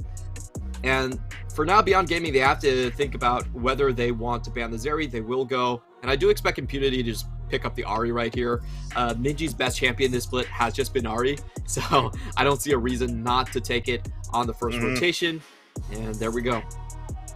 All right, so the takeaway, at the very least, Minji will have to try something a little bit different. We've seen him have success on not a whole lot else, to tell you the truth. He's had a win on LeBlanc and no other champions outside of the playoffs. But Beyond Gaming will be locking in the Aphelios opted into over the Jinx for Wako, and Husha gets his hands on Lee Sin yet again. We have seen a lot of reason why you go for the Aphelios is just because of the lockdown potential that you have in the bot lane. Very difficult to dodge a Gravitum auto attack into a root, and that means that Beyond Gaming most likely will be looking for some bot lane focused strategy this time around. There we go. Oh, there we go. That's fun. Yeah. That's what we want to see on Taco if he wants to play a carry champion. Take the Viego. They will also opt into the Xayah instead of the Jinx matchup, something that had been showing up more and more in the last couple of weeks. Now, it is no surprise to see Minji lock LeBlanc. Like I said, it's pretty much the only other champion besides Ahri and Akali that he's been able to win on. Yeah, this is Beyond Gaming flipping the switch. They have a very strong pre-6 composition. The mid-jungle should win out against the Ahri versus Viego comp, and I do expect Beyond Gaming to just focus gank the bot lane for a lot of times. They will ban the Rakan. Kralix hasn't showed it this split, but you gotta assume that it's there for sure. It's probably the safest 2v2 lane. And for Impunity, I think they have to look a little bit further. They have to sustain their momentum despite having. I think this is going to be a little bit of a rough early game coming in from them, and from the drafts that we've seen, their main idea coming into this series is trying to survive the early game. So I do want to see what they pick up here. I do think probably the Jace for Quiet is going to be there, and for them to just try to put a lot of pressure on the top side and to draw away some of that attention that might be going bottom. Yeah, 2 bans thrown Kralix's way, try to defy a little bit of the dive that Impunity have a brewing here. It does seem like they themselves have that on their mind with the Renata Glass banned away from the side of Kino. Not something that he's really shown a whole lot of either, but we'll see what that final ban is going to be, if they continue to target the support pool or if they opt into the top. No, it's going to be the Nautilus taken away. Now, Kralix has played a number of, I don't want to say unorthodox support picks, but ones that at least in this season haven't been as common. He has a Thresh game. He's also had a Shen pick. Don't know how I would feel about either of those in this situation, though. Shen, probably not what you want, because they're trying to avoid getting killed in bot lane, so I don't think Shen really helps that early. The Tahm Kench is a pretty interesting pick here. I didn't assume that the Tahm Kench would come out. I thought that there was still a chance for Alistar to set something more aggressive. But they're actually, Beyond Gaming are actually taking a step back from all-inning on some of the bot lane strategies that we've seen here. Impunity going for the Zillion. It's a decent lane against Tahm Kench. You can push it in, but I kind of doubt this pick. I feel like you want something a little bit more aggressive. We have seen Beyond Gaming actually run this strategy in their game against DCG, where the idea is, well, there's a lot of reset potential. So if somehow Viego is able to survive the initiation, then you can kind of clean up afterwards. But yep, that's going to be definitely out there. Jace locked in for Quiet, as you predicted. It's another very squishy composition, though, from the side of Impunity. Sure, there's a little bit of extra sustain, or at least, a second chance at life, given the fact that the Zillion can at least bring somebody back. But, yeah, I'm a little curious about it, how risky this one is. And on the Beyond Gaming side, they rounded out with another tank. They're going to go ahead and give Leon the Gragas pick, and instead of trying to match fire with fire there, they're going to try to neutralize the Jace as much as possible. So we do have Beyond Gaming coming in with a much stronger 5v5 composition. Their front line is far more solid compared to the Jason Zillion on the other end. While Impunity, this is a basically full reset composition. They have a pushing bot lane. They have a strong top lane that should be winning out against the Gragas earlier on. The only thing they need to worry about is mid-jungle. Mid-jungle early on can be really rough. It's kind of easy to actually catch out an Ahri. You just flash on her and distort before she gets her Spirit Rush. Just kind of a sitting duck there. So I think overall for Impunity, what you're looking for in the early game is for those pushing side lanes to come help with the scuttles and to make sure that at least those two ganks coming in from both sides of mid lane cannot happen. And in the mid game, they do actually have a lot of fighting potential. Yeah, if they can get out of the laning phase unscathed. I feel like I'm a bit of a broken record when it comes to talking about that for Impunity, because it always seems like it's a bit of a risk for this team. But we'll see if they can pull it off. You talked about it, reset City across the board, but will they be able to keep it all on lockdown? We should see a little bit of a different game out of Taco, I would imagine. He's going to try to get all that farm off early and maybe go in for that level 3 play if he can. But Faith versus Minji is the matchup I'm going to have my eye on this one. On the LeBlanc pick up against the Ahri, the signature pick of his opponent. Will Faith be able to find an advantage here? And will Impunity be able to find an answer after game number 1, or will it be a 2-0 for Megabank Beyond Gaming? I have to say, overall, I do like Beyond Gaming's draft a bit more. Winning mid-jungle in most cases does mean that you can have an easier path towards the late game here, and this comp is very much has sort of the late game 5v5 in mind, which is not your typical Beyond Gaming comp. Like, it's really rare to see Liang go into something like the Gragas. He's usually a fighter. He's only played 5 champions in the regular split, and I don't think Gragas is you wouldn't consider that sort of a Liang champion, but not at all. Yeah, it's a really good comp from Beyond Gaming because they have so much good burst prevention. They have the Tahm Kench here, and they have 2 tanky front lines, and then the mid jungle is basically impossible to catch. So I see Impunity as having to win both of these lanes, both side lanes, and also get Viego somewhat snowballed in the early game to really stand a chance. Well, they can do all those things if Taco can get in and help set up the kills, but that's going to be tricky. Husha should be able to out-pressure the Viego early on, and that has been kind of a specialty of him throughout most of this split anyways, an early game jungler if there ever was one. But we are off to the races here. Quiet going to open up with a couple of auto on a couple of skills as well on. Meanwhile, Kino actually opening up onto Blaze, forcing the flash away as Wako is not too far behind. They do have the Ignite following through, but he dodges out the Deadly Plumage, and oh boy, Beyond Gaming, despite having less poke, are just outputting the damage. That's the thing about Zillion early on. He doesn't really have a great tool to dissuade people from just walking up on your AD carry. Kino finds the Tongue Lash, is just willing to walk in onto Blaze and get his flash earlier on. So if I'm looking at this situation, that means Impunity pretty much have their eggs on the Quiet basket. Oh. Yeah, they do. And Wako just able to easily sidestep away from the time bomb. Blaze is just getting punished in this lane. Last time around, it was a lot more of an even matchup, but now we're starting to see the Beyond Gaming 2v2 really assert itself. Yeah, the first buy from Xayah typically isn't all that strong. You really need the Serrated Dirk to start pushing out this lane a bit. And the Zilean here, just early levels, I feel like Zilean is an incredibly weak champion. Just too easy to dodge out on his time bombs. Your chances of stunning anyone are incredibly low. And now we do have the standard 4-camp into bot lane 3-3 versus 2-2 gank here. There is a minion wave, though, so if Impunity are aware of this, they should be standing behind their minion wave more towards the bottom side of the lane. See if they can. He's just patient, though. This wave's going to end pretty soon.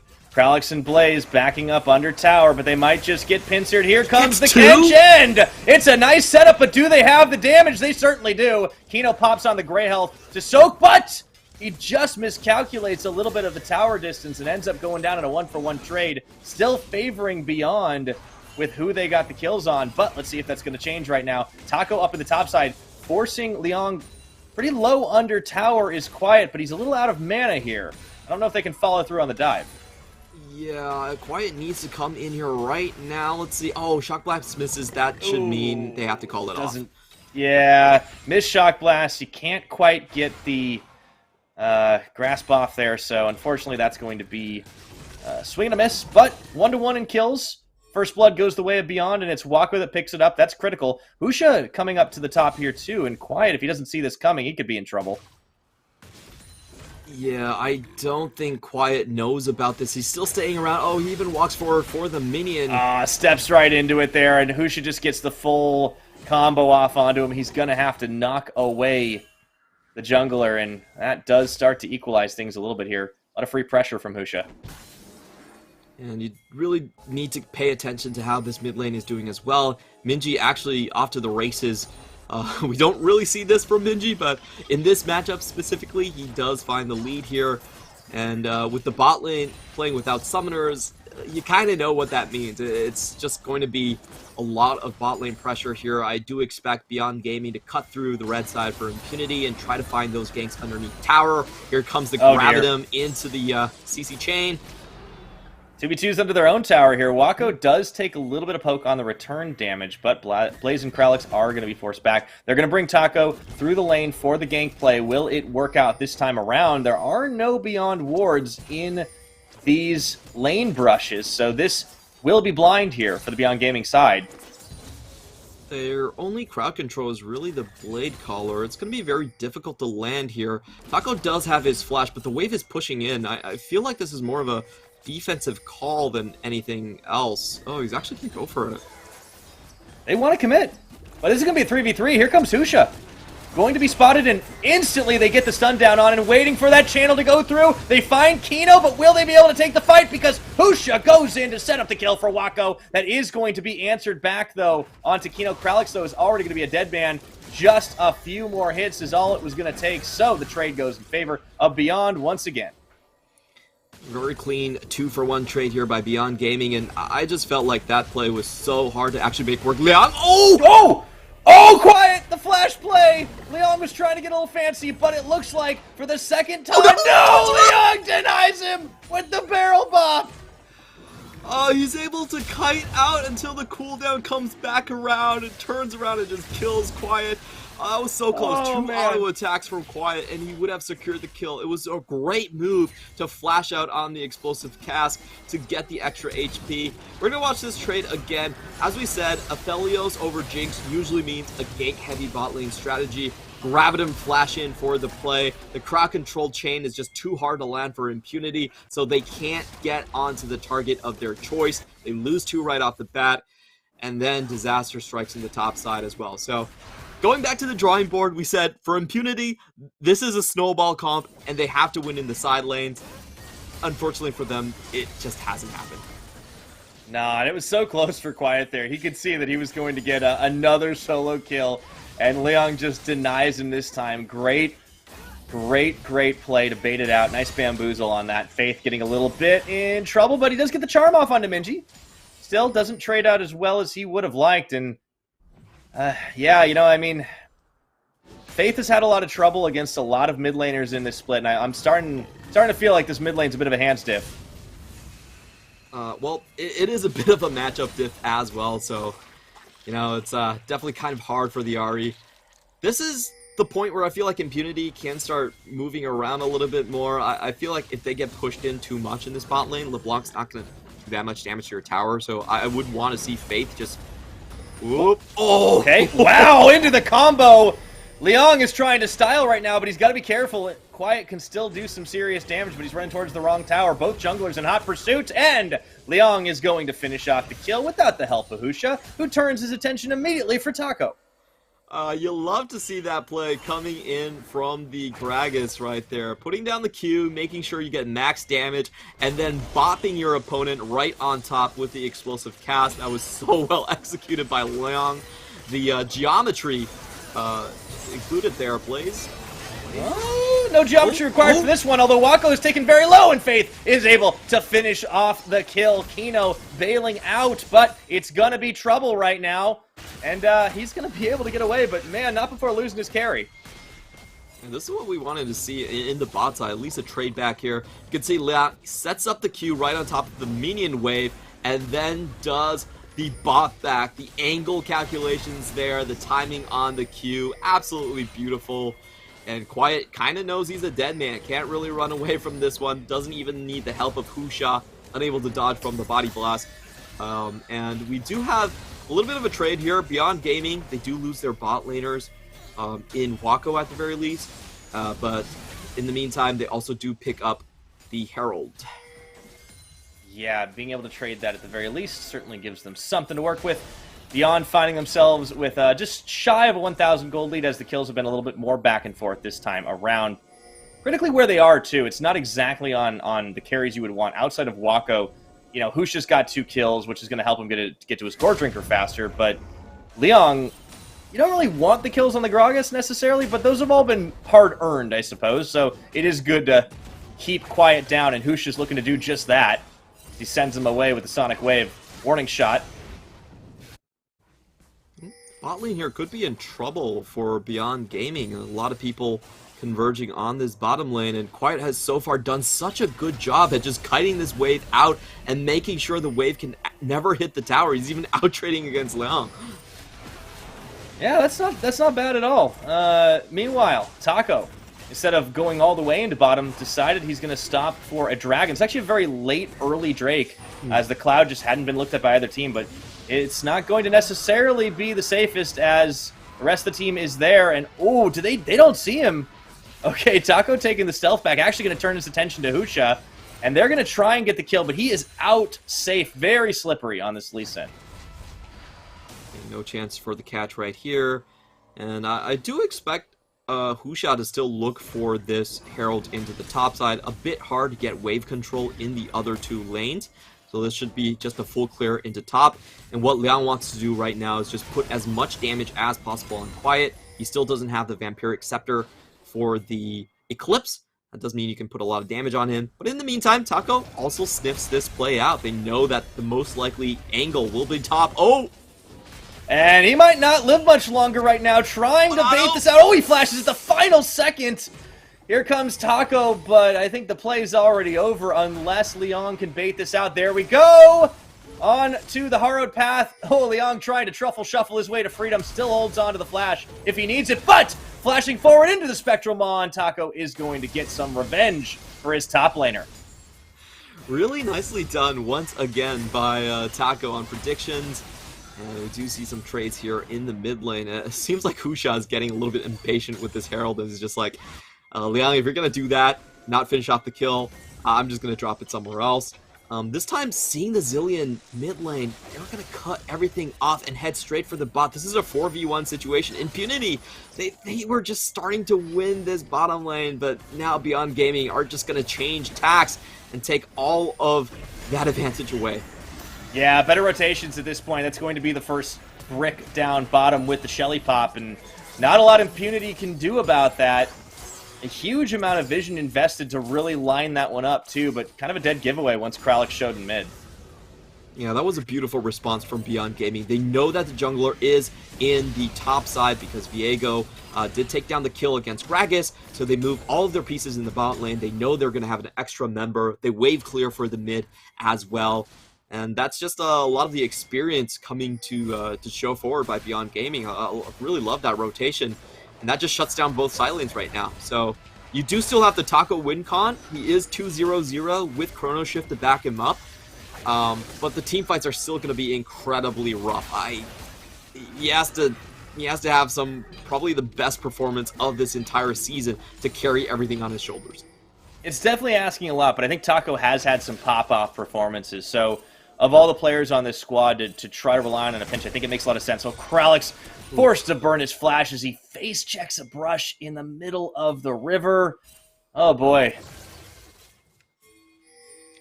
Do have the Herald up in 145, but Beyond Gaming are coming in here to collect the top lane here. That's the double bombs. They're going to need double bomb into the Spectral Maw to chain up enough crowd control for the kill right here. Still very difficult, but Kino is taking a weird path. That's one bomb. Can they find the second? Taco just gets licked for all of his trouble. You can see Beyond looking to try and finish off that top tower. Wako trading out with Blaze here. The top Kralix is on there. They look for that double bomb, just miss it, as Wako is able to dash his way to freedom. Meanwhile, Kino into the back line. Going to be cut off by Kralix, but Kino wants a snack for himself, and that is going to be the Chrono Shifted Zai. What can they get done here? Meanwhile, on the bottom, the top laners continue to trade out with one another. 14 minutes past, no more plates for anybody in this game, and Beyond have certainly had their share, a little bit more than Impunity. Wako trying to bait a little too much, but they still find one anyway. Whoa! Minji takes a lot of damage on the back of it, but they turn their attention once more. Can Taco be the one they're looking for here as he stays alive just a little bit longer than Minji, but he will get equalized on the back half, and Wako just throwing those chakrams out left, right, and center. Husha keeping everybody locked down, and the rest of his team was already on the retreat pass, so he feeds it right back into Faith. Meanwhile, Quiet and Leon are just still trading bot. This game's getting kind of crazy. I actually feel like Beyond Gaming mechanically didn't play very well in those last two fights. Wako took half of his HP bar. You saw Tom Kent miss the abyssal dive right there into just a Chrono Shift trade. And then Husha just follows up by a free kill onto Ari. I feel like Impunity might be feeding just a few too many kills over... to Beyond Gaming are feeding a couple too many kills over to Impunity here. If we see this fight again, it was very close for Taco. If he was able to survive just a little bit longer, it would have been Reset City. Husha goes in for really no reason at all here. We could see that the Featherstorm is just keeping everyone else away on the side of Beyond Gaming. And look at Fate. He's sitting at 3-0-0. Taco's at 2-1-2. Those are the members that should not have gotten fed based on the Lee Sin and LeBlanc picks. Big agree there. Taco does go down as they were chasing him, though. It opened up the gates for Faith to really get in on this one. And yeah, there's win conditions for Impunity. There's some chances in this now that they've both got some kills. They've both been able to show that they can execute. That's going to be a trade Herald for Dragon here, but this is a very, very slow Drake stack. In fact, for Beyond Gaming, this would only be their first Dragon of the game at 16 minutes. I'm curious to see what Impunity can do with this Herald. They may very well have an opportunity to open the game open for themselves.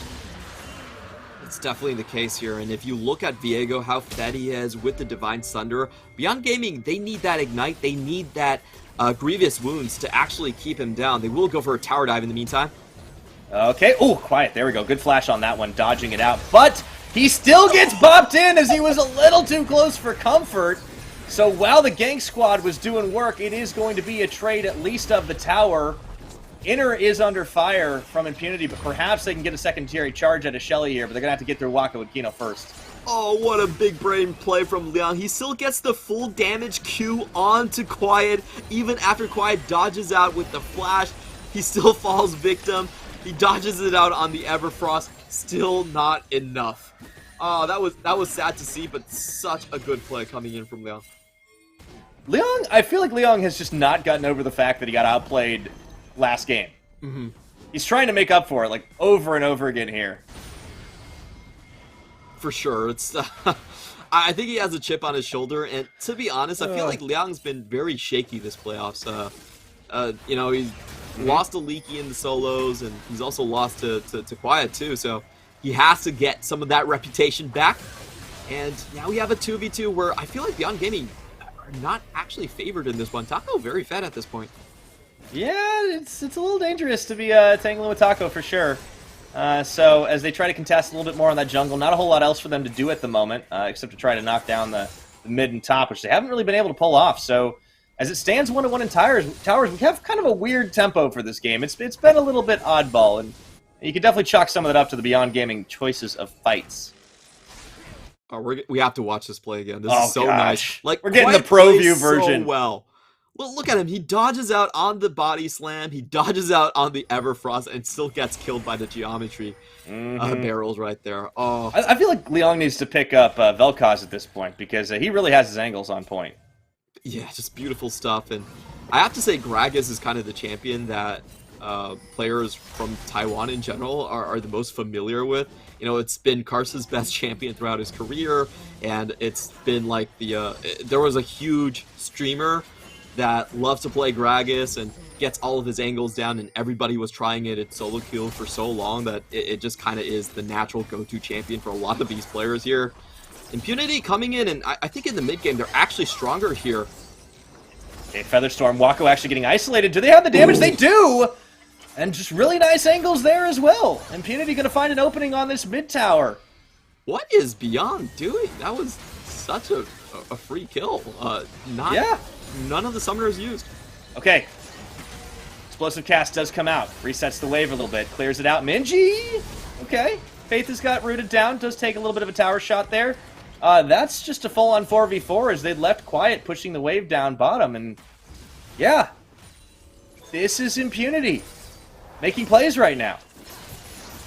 This is a very strong mid game. I think before Beyond Gaming really gets most of their tank items online, Impunity, they should have the damage to just burst through any target. So I give them the edge in terms of the 5v5. And this is such a weird game to watch because I just feel like Beyond Gaming kind of threw away most of their advantages on some very weird choices in skirmishing. And now Impunity, if they can ride this their strength here and set up on this Infernal Drake, I see a very clear path to a victory. Yeah, it's very possible now. Impunity are going to have to hold on and keep making these good plays. For Beyond Gaming, they need to stop making the questionable ones. We have seen this squad thrive in skirmishes, but they've chosen some very poor ones this game. And also, their positioning really has been a little bit sus. Wako needs to be more careful there. He can't just rely on the Tahm Kench Devour. Key ultimate burned if that happens. 20 minutes on the game clock, 7 kills apiece, and a 500 gold advantage for Impunity. Liang gonna wrap around the side here. Let's look for that big barrel as they look to try and dive this onto Blaze and Kralix. They have to know this is coming! Okay. He takes a little bit of poke, but they get what they want. Beyond take down the mid turret. Really critical play here for Beyond Gaming. They do the cutoff, and I feel like Quiet, he was trying to buy an item here, picked up the top wave for an item power spike, but giving up on the 80 carry HP means that Beyond Gaming, they're going to have so much vision control coming into this area. I kind of doubt that was the correct play here. Let's see if Impunity can make good use of this power spike from Quiet. Yeah, Minji, oh man, he just gets a massive combo off on a Quiet down half his health bar. The charm onto the Gragas, but he runs the opposite direction since he can't walk through the pit.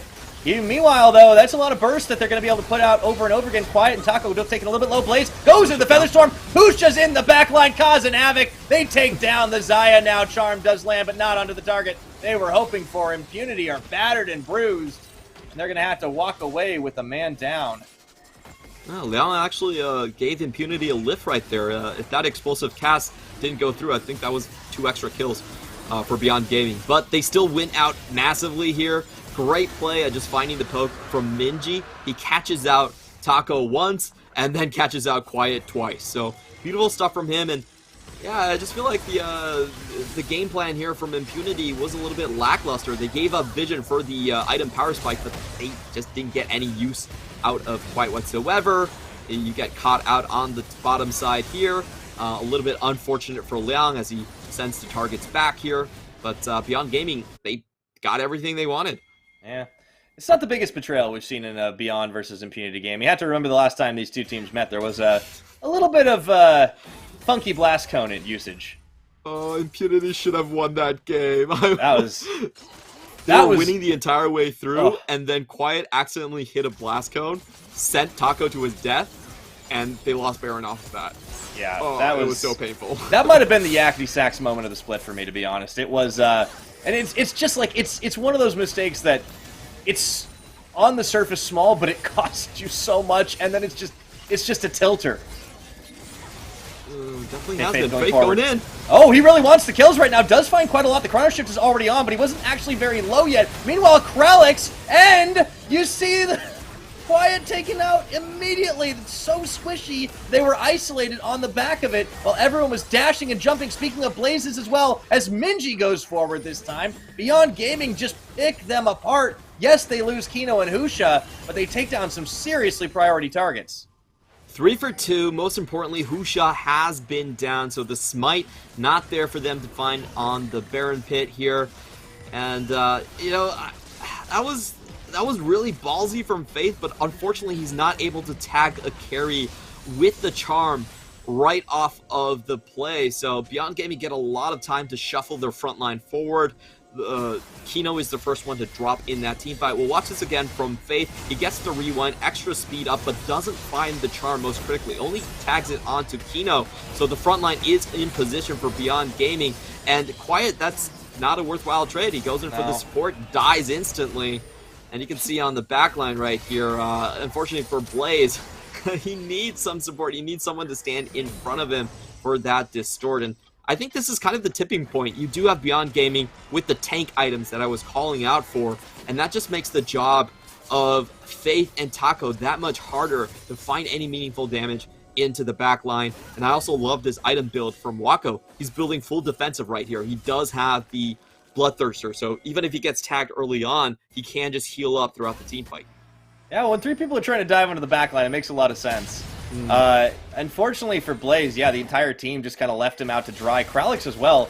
Quiet even, when he went in for the kill, he ran right through the barrel and actually tanked it. So, honestly, it does feel like they're getting some blinders on and trying to make these plays. And even though they are not very behind in the gold game, they are losing out on some of these fights. And have to keep in mind, as Beyond Gaming continue to control this Dragon Pit, the more and more Infernals they get, the fights are going to look a little bit better for them. Taco was looking for Kino. They do manage to find a Shock Blast tag, and Faith is there around the side. The Charm does land. Grey Health not going to get popped. So they get 1. Can they take down 2? The Moonlight Vigil comes in for Wako, and here's the counter collapse. Minji around the side looking for Blaze. Does manage to get the Resurrect off thanks to the Zillion, but Taco will not be so lucky. And after the stasis ends, they're just going to start picking them apart. Blaze trying to take a few down with them, and they're not going to give them the opportunity. Tagged down on the Sonic Wave. Oh, that was such a cool play from Impunity. They get the chase down onto Kino once more, but the damage from Wako holding the ramp there with the Severum just burns Impunity into a crisp. And then Liang's angle of attack was beautiful. Cuts a lot of these targets off. Can Faith and Quiet find something here? They'd be looking for a pick at this point. Without Taco, the contest seems like it's not happening. So, Minji getting the back and teleport through here. Well, Quiet's going to look to chase Wako down, but maybe not full commit to it. That's going to be the end of that. Beyond Gaming, get out with the Baron.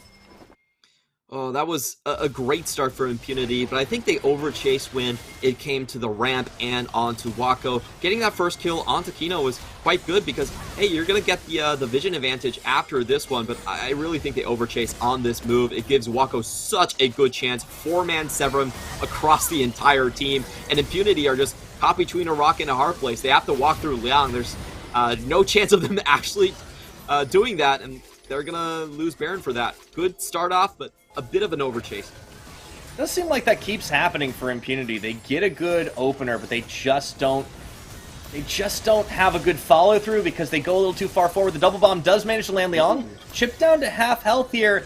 Pretty critical fight around the Dragon at this point, but you're doing it into a Baroned up team, and Kralix is tanking a little too much damage. Dragon's going to be out of the pit here. Taco waiting in the wings. Can they pull off the fight or the steal? Actually just going to try to muscle him out, but it's down to the 50-50 here, and you got to be careful! Into the Featherstorm they go! And this one is up for anybody here as instantly going in. Faith does get rooted down. That is going to be the smite down for Taco on that Dragon, but will they survive the ensuing fight? And they're just getting bursted out. Oh dear, even with the chrono shift, Faith is going to be forced to flash away. Taco heading for the hills, trying to dodge it out, but taken down in the end anyways. Wyatt and Kralik going to run face first into Kino, and the teleport of Liang. They may have taken the dragon, but they lose 4 for it, Clement. It does look like Beyond Gaming are just going to march forward and end the game right here. Faith still 32 seconds. Wako packs a lot of damage, and throughout that entire team fight, I have to commend Kino. He somehow was able to get both carries with the Abyssal Dive. That's a massive circle in the middle of River, but he still finds them anyway, and that just cuts off all escape for Impunity. Blaze will come back with the flash, but can he actually defend against this one? Looks like Beyond Gaming aren't going to push their luck, or maybe they will. They still got the Baron empowered minions. They should be able to clear out that last tower. They did get Blaze actually knocked in, but couldn't quite get the deletion off him. Husha is going to get the kick onto Kralix. Meanwhile, the Nexus is Bear, Kino, Wako are looking for the end here. They've got it in the end. 28.5, a messier game for sure, but Beyond Gaming cleaned it up all the same. Impunity had such a good mid-game to try and figure out how they would outplay this. They were starting to get the map control by taking down the mid tower after a series of mechanical mishaps coming in from Beyond Gaming, but I think the problem really came in the last 2 team fights.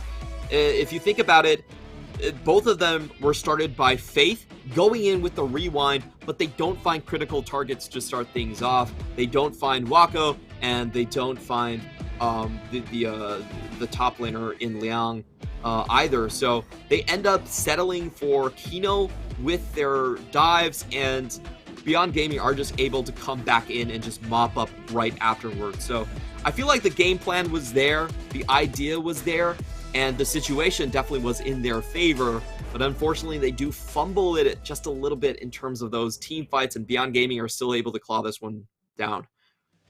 Yeah, it seems like the same story coming in for Impunity there. Just the over-chase, the over-aggression, getting a little punished. Blaze kind of being left out to dry by the rest of his team here, and I think Kralix a little bit as well. I would like to see a little more tankiness from this team because they're just getting cut through like they're made out of paper in some of these fights. The counter engages. Minji definitely looked a little bit better on that LeBlanc this time around. I did like what we saw out of Face Ari, but yeah, just the over-chase, the over-aggression, a little bit rough. And Clement, we've now seen Impunity have had a game that was good early. They've had a game that was good mid. I feel like we need to see them have a good late game, and that might be enough to get a win and keep the series alive. Yeah, I feel like this series has actually been a lot closer than what we imagined. Impunity definitely coming out swinging, having points in the game that they were winning, and frankly, I really enjoyed this combo of just getting the rewind, not the rewind, sorry, the speed up on the Ahri into the Spirit Rush into the catch. That seems like such a strong way to play it, but unfortunately, I feel like the catches were just a little bit too slow. Kino was able to dodge out on the Everfrost and flash away from the play, and the rest of the members had a lot of trouble actually catching up and making that into a good team fight. I definitely think the ideas, again, the creativity is there for Impunity, but the execution just fell down just a little bit. I feel like this is probably going to be a wake-up call for Beyond Gaming, to be absolutely honest. They had this game in the bag from the early game, but they just kind of slipped up a lot in the mid-game, so I actually expect a very clean Game 3 coming in from Beyond Gaming after that round. Now, if they can, they would be able to close it out. At least it has been relatively quick, and when Beyond get the advantages, get the edges, they do know how to take it all the way to the finish. I really liked seeing Liang on Agragas, and he was getting very fancy with his footwork. He was able to get some really good barrels in the counterplay. Like, I kind of expected him to just play, well, I really shouldn't have, but I kind of expected when I saw the Gragas to be that more lane neutralizing play. But he was like, no, I'm going to 1v1 you and get the kills. And they didn't even need Husha half the time to make it happen. And look at that, he dishes out 15,000 plus damage as the Gragas. You'll love to see it. And of course, the main damage dealer, Wako, was just able to stay safe, play sustain. That's okay. Let everybody else on the team be fancy. He's going to kick back, relax, and just let all of his guns do the work. What a fun game coming in from Liang. And I think this Gragas does open up a lot of different avenues for Beyond Gaming. Their biggest problem was their main carry in Wako usually didn't have a front line to play with. Husha is usually early game jungle. He's not the Ekram. He's not the Volley Bear. And then you also have Liang that's usually playing something like the Tryndamere or something like the Graves. So the Gragas gives him that tankiness and gives him that ability to just barrel in onto team fights. It literally allows him to join brawls a lot easier. So I think this is a pick to look forward to. If Beyond Gaming can somehow find their way, it's 15 games to win a championship, but this Gragas could be a huge part of that. Yeah, I mean, it's Liang earns the MVP, and I think it is worth noting this is not a champion that he has really shown much propensity towards, and he still played it like a carry, which you gotta love. It's pretty classic Liang.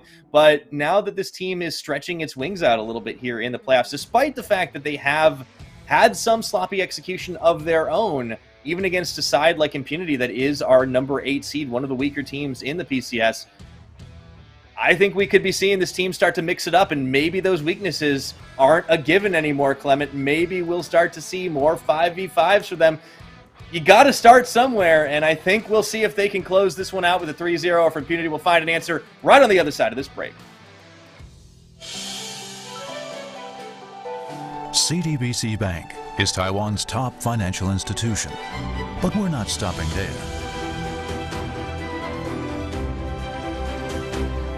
We're crafting an international brand and already have over 260 outlets in 14 countries. We are by your side, ready to embrace the future.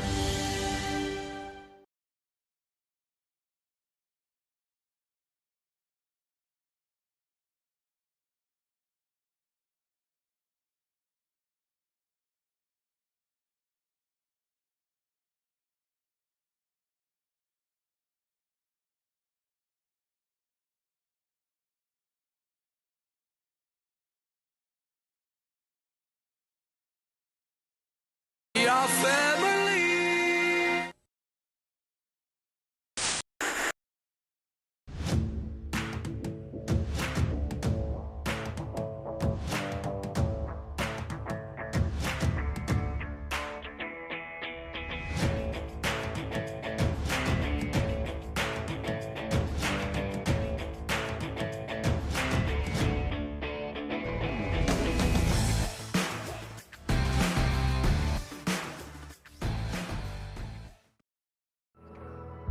Watch the stars turn signals from another place.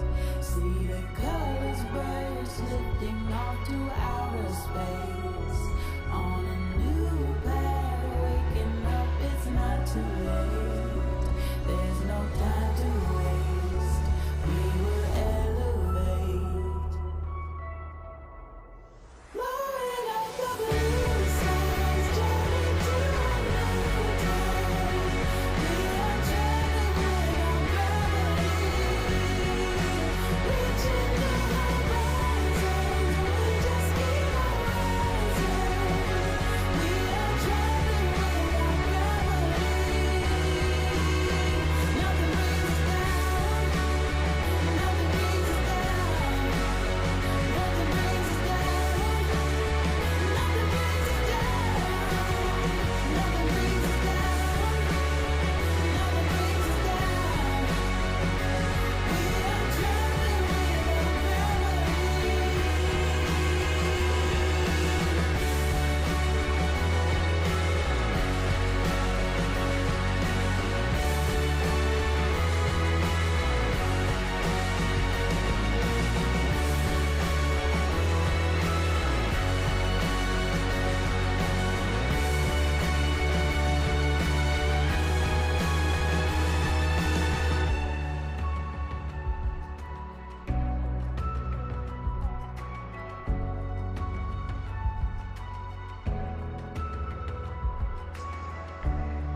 You're carried by the sun.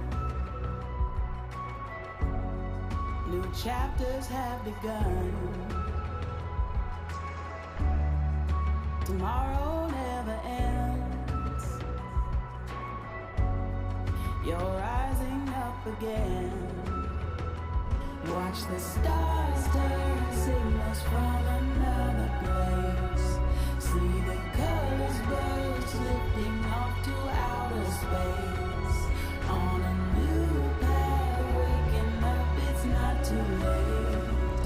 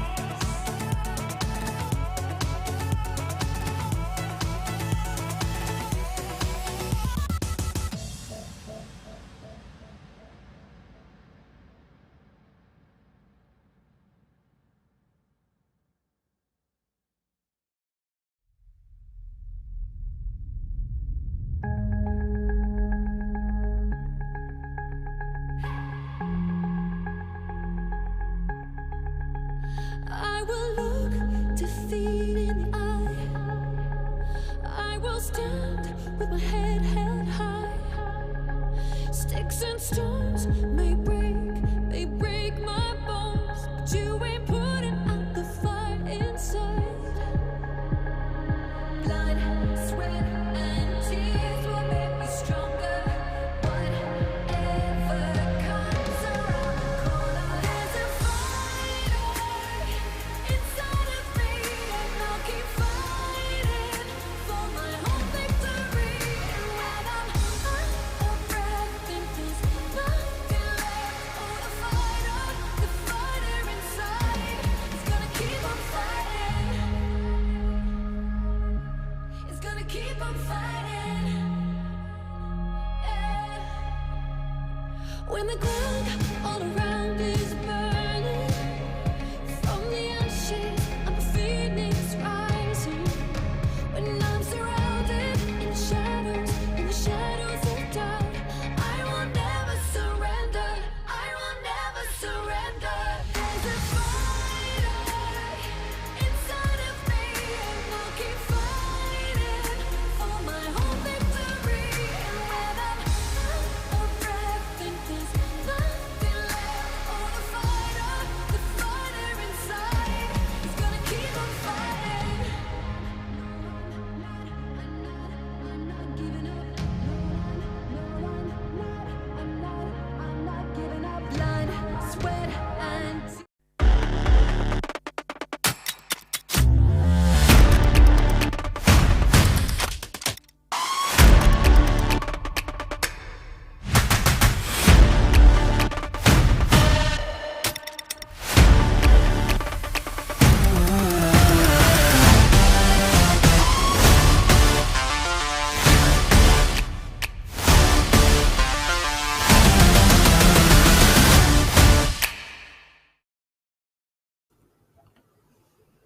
All right, welcome back once again to the PCS Spring Split Playoffs. We are 2-0 up for Mega Bank Beyond Gaming and Impunity, backed against the wall in this elimination match. Are going to need to find some answers fast if they want to keep their hopes alive. Everybody, I'm still Pirate, he's still Clement, and once again, our sponsors, CTBC Bank and Caliber. Thank you for making the PCS possible. Now, Clement, we've liked a lot of the creativity in these drafts out of Impunity, but it does seem like they are on a couple different pages and making some questionable decisions when they have advantages.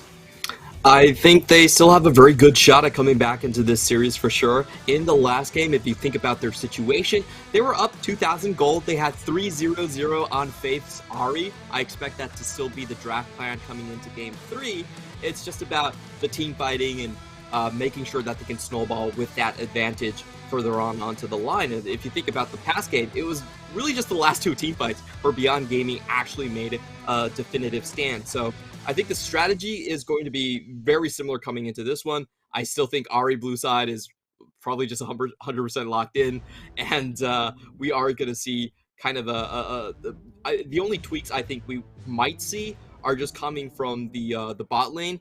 I'm just not so sure that Zillion is what you want in a composition like this. I'd actually much more prefer something that just has better engage overall. But interesting enough, Impunity actually go for the red side here. They had side selection, but not opting for it. So let's see if this changes anything. Now, the Akali ban that they got punished by in a little game number 1, do they now opt for the for the Ahri? They still are sticking with the Volibear. Oh, I feel like this is a mistake, Clement. Yeah, this is sort of weird to see this.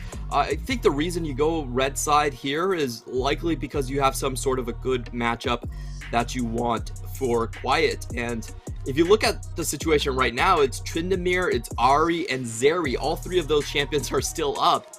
I feel like Impunity wants to trade the Ahri for the Zeri. That would be my guess. That's probably the strongest move that they could make. Oh no, they're actually banning the Ahri. Maybe they really want to put something for Quiet that he's going to be happy with. Maybe the Tryndamere comes out finally, since it doesn't get banned in this phase 1. But Wako's going to get another chance on this area. That could be trouble. Yeah, I don't really like this strategy so far because Beyond Gaming's bottom lane is just in my opinion, just way too strong. It's their best performing lane throughout the entirety of playoffs. And if you look at the stats there, it's quite different, night and day, honestly. So Zeri is almost guaranteed to get fed. Impunity, I think if you let the Zeri through, you once again have to go with a bot lane focus strategy. You have to have some sort of hard crowd control. You have to have mid jungle prio. At least they have the Lee Sin to do this this time around. So maybe there is some pick that can go into the bot lane. I'd say most likely the Rise here for Impunity, and for them to just try to shut down Wako again. All right, Husha gonna flip the script here and take the Viego for himself, one of his most played champions as well in the regular season. And they'll pick up a Nautilus early so it doesn't get banned away. Already looking for a very strong engage-heavy bottom lane for Beyond Gaming. What is their final pick here in the... is Faith just going to try to take... Okay, are they going to just say, all right, Minji, what else you got? They absolutely are. Oh, this is an interesting composition they're setting up. Then they're still throwing bans out mid. They just want to deny him everything. How far does the hole go? That's the question right here.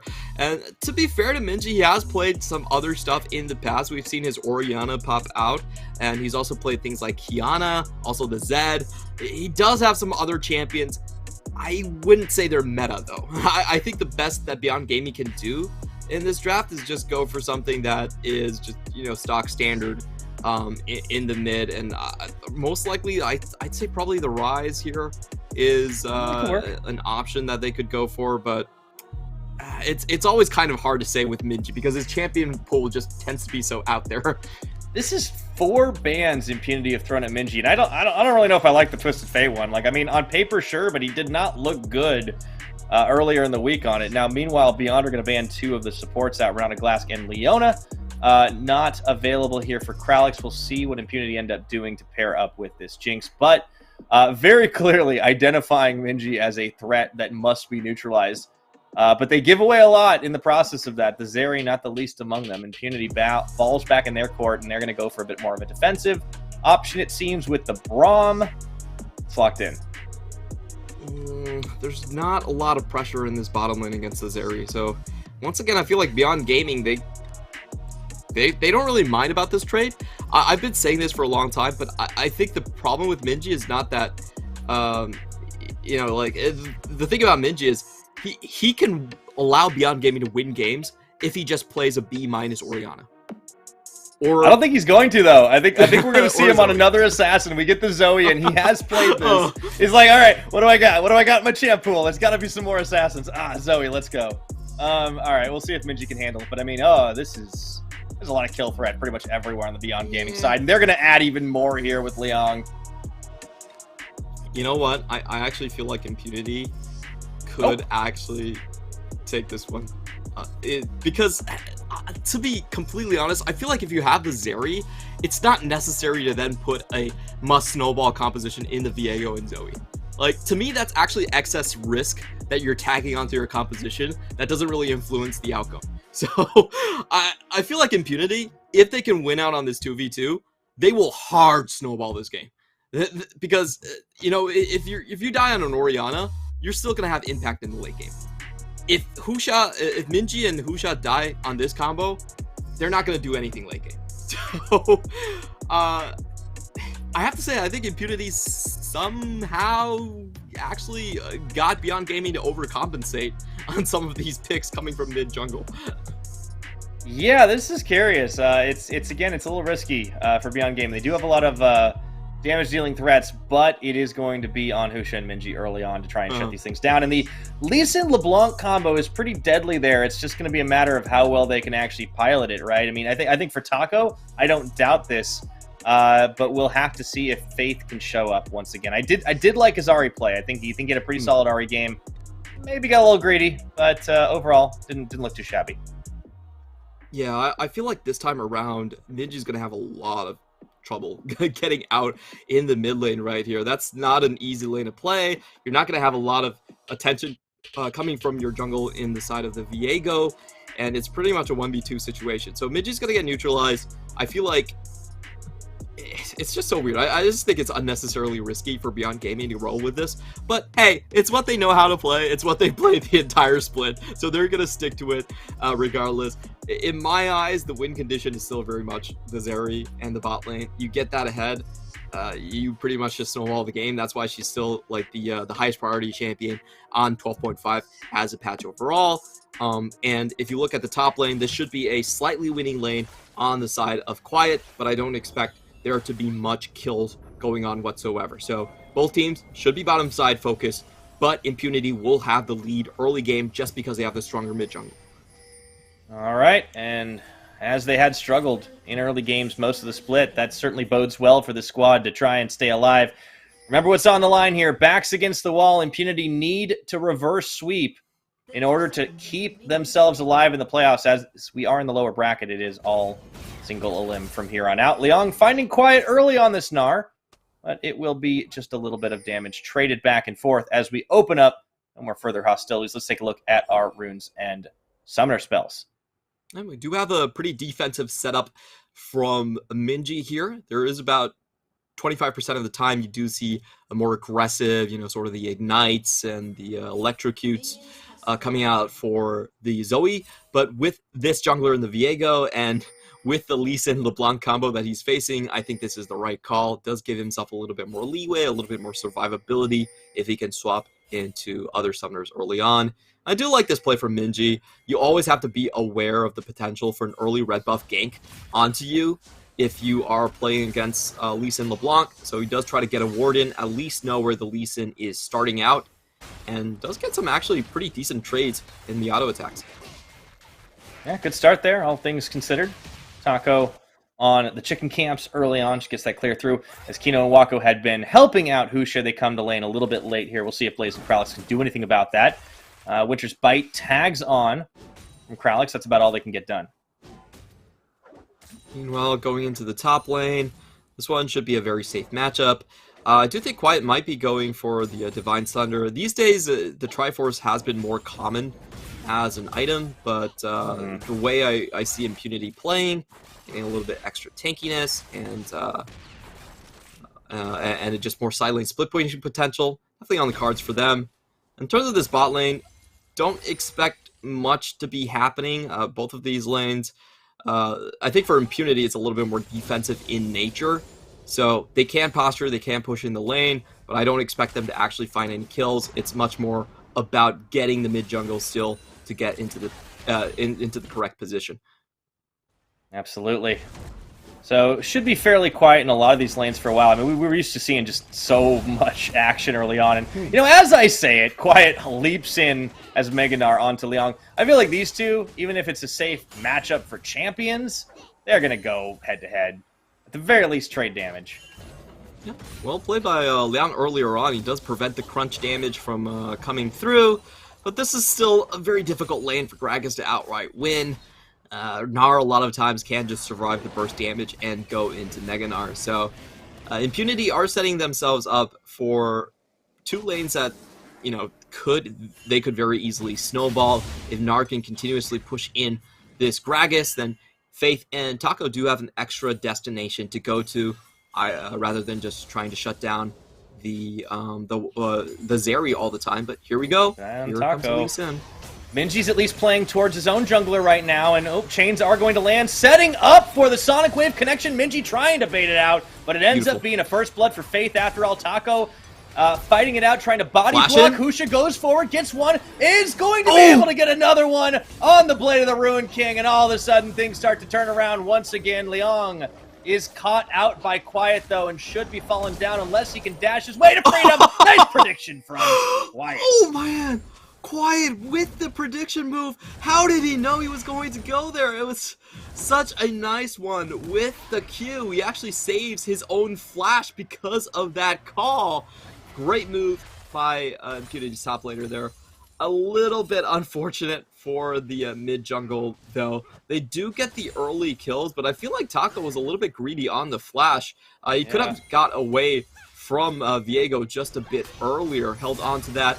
This combo is exactly what we were talking about and why I did not really like the Zoe, because I feel like you can't prevent a death from happening like this. But if you look at this play from Taco, he takes 2 extra auto attacks before deciding to flash away, and I unfortunately have to call that out as a misplay, as he does allow the double kill to go over to Husha. And this one, we've got to watch this one again. This is so sweet. Yeah, no, this was brilliant. He knew exactly what was happening. He actually tosses the boulder before the flash animation even starts. Like, I mean, it was a total predict. Galaxy Brain. Really just nicely played by Quiet. I feel like these two have such a rivalry going on in this top lane club. And like the rest of the game's going to go on around them, but they're going to be playing their own. Yeah, very evenly matched. And I think, unfortunately, at this point in the game, though, Husha doesn't mind going 1v1 against this Lee Sin. Look at his items. He's really far up, and I like what Beyond Gaming are doing. They're just roaming their jungle into this mid lane to make sure Minji cannot get ganked by the Lee Sin, and there's no snowball potential. Taco has to run away. He can't take this. Uh-oh. Yeah, level advantage and everything. Taco sends the Sonic Wave back. No way in hell he's going to be following that one through, though. Quiet does get knocked into the wall by Leong. He's just trying to push him in. Yeah, this is the issue. You give those 2 kills over to the Viego, and all of a sudden you're in a little bit of trouble here. Minji might be neutralized, but Husha certainly isn't. Yeah, Minji did pick up 1 assist in that play at the very least, so he's keeping abreast with the LeBlanc on the other end, and it's really about how much Husha can actually neutralize Lee Sin LeBlanc after this point. If you look at the bottom lane, he's doing a very good job right now. Taco pretty much can't touch the bottom side, and that means Zeri gets a free path to scale up. Sure, I still think Jinx is you can argue a little bit stronger at 3 items, so it might not be that much of an issue. It's definitely... Okay, going in. Sleepy Trouble Bubble is going to land. They don't land on the chains, however, and Husha's come in. The moment he shows face, they want to get the heck out of dodge. Does seem like Taco really trying to focus on keeping this mid lane down. Both summoners burned by Minji, but they're not done yet. Husha still on the chase. Sleepy Trouble is going to land, and ooh, he just gets out in time. Taco playing on a knife's edge. He's going to lose the majority of his jungle here. Even Faith has to go back to base, so that's 1 Raptor camp down, and I can't imagine him being able to pick up this red afterwards either. This is looking kind of sideways for Impunity. It does mean that I think Minji is going to have a lot more room to operate than I initially expected. Yeah, he's getting some leeway here, and it does seem like Beyond are able to compensate across the map for what Impunity have been doing, opening up on this first Hextech Dragon as well. Minji? Should have it down before they answer. Minji, though, he's burning at the moment. Does have the Sleepy Trouble landing. And the follow-through. Oh, the stiff arm there. Great body block. And Wako takes down Taco as they're looking for Faith as well. I think this is a double kill for the Zeri. And all of a sudden, what was a concern is now a problem. Oh boy, that was such a beautiful play coming in from the side of Kino. It's a dredge line mid-air to stop the execution damage from going through onto Minji. He saves his mid laner, gets an extra kill, and that's the Zeri snowball time now. Again, this is why I didn't like the Zoe pick this much, because I feel like it's actually very easy to snowball against the Zoe. But Minji is somewhat fed. He has the bot lane help here, and watch this beautiful play from Kino. He preemptively just stops Taco from the execution. Minji stays alive. They bait Faith over committing, and they just pick up another 2 kills on a member Impunity cannot afford to let snowball. And these chase downs are unreal. This is one of those reasons we see Zeri banned so much. That Spark Surge, such a long range over the terrain. Really good play. Kino with the body block, incredible move on the dredge line. It's going to open up so many opportunities here. However, Impunity are the ones that are going to start off onto this Rift Herald, and it's sniffed out by Kino and Minji. Can they get here in time to stop it? In fact, they're actually going to move away. Winter's Bite tagging onto the Viego, and Husha does not want any part of that. So the reset comes through. Impunity do have a 4v3 number advantage, but Beyond Gaming buy enough time for the entire squad to be here. I don't think Impunity can full commit to this fight. They will just get sandwiched here. They have to go. Triple bubble. That's going to be the Narbar getting chewed through. Now this might be a 4v5, but Beyond are fancying their chances to at least win the poke war here. Minji goes forward, gets the Sleepy Trouble Bubble onto the LeBlanc. In comes Kralix, and Husha and Wako from the other side. Just going to be able to find the kill. Meanwhile, Leong right over the wall with the dash and the barrel. Say hello to the party. It's a triple kill for Wako out of nowhere. Quiet running for the hills. Forced to flash. Not going to matter. We got ourselves a Quadra under 10 minutes, and Wako's running wild. Oh boy, this is why you keep Azeri in the ban list. Wako on this champion, way too easy to snowball. If she gets fed, she's chasing all of you down. She's got the Hearthbound Axe, so extra movement speed on hit, and she's just able to clean that fight up so beautifully. Beyond Gaming, even though they start the fight off with 4v5, they end up with Liang in the mix as well. Unfortunately for Impunity, they chase up the ramp, but they don't find any critical crowd control. The Dredge line came out from Kino. He's able to kite away from everything. They missed the most of their damage. And then now it's Beyond Gaming's turn to unleash all of their cooldowns there. This game is looking really, really rough for Impunity. They are on the precipice here. Oh, yes they are. It seems like they're getting one step closer to being knocked over the edge. I cannot believe it. We have a 10-minute Infinity, or excuse me, not Infinity Edge, a Trinity Force for Wako on the Zeri, 6-0. Let's take a look at the play again. We're going to get a pro view.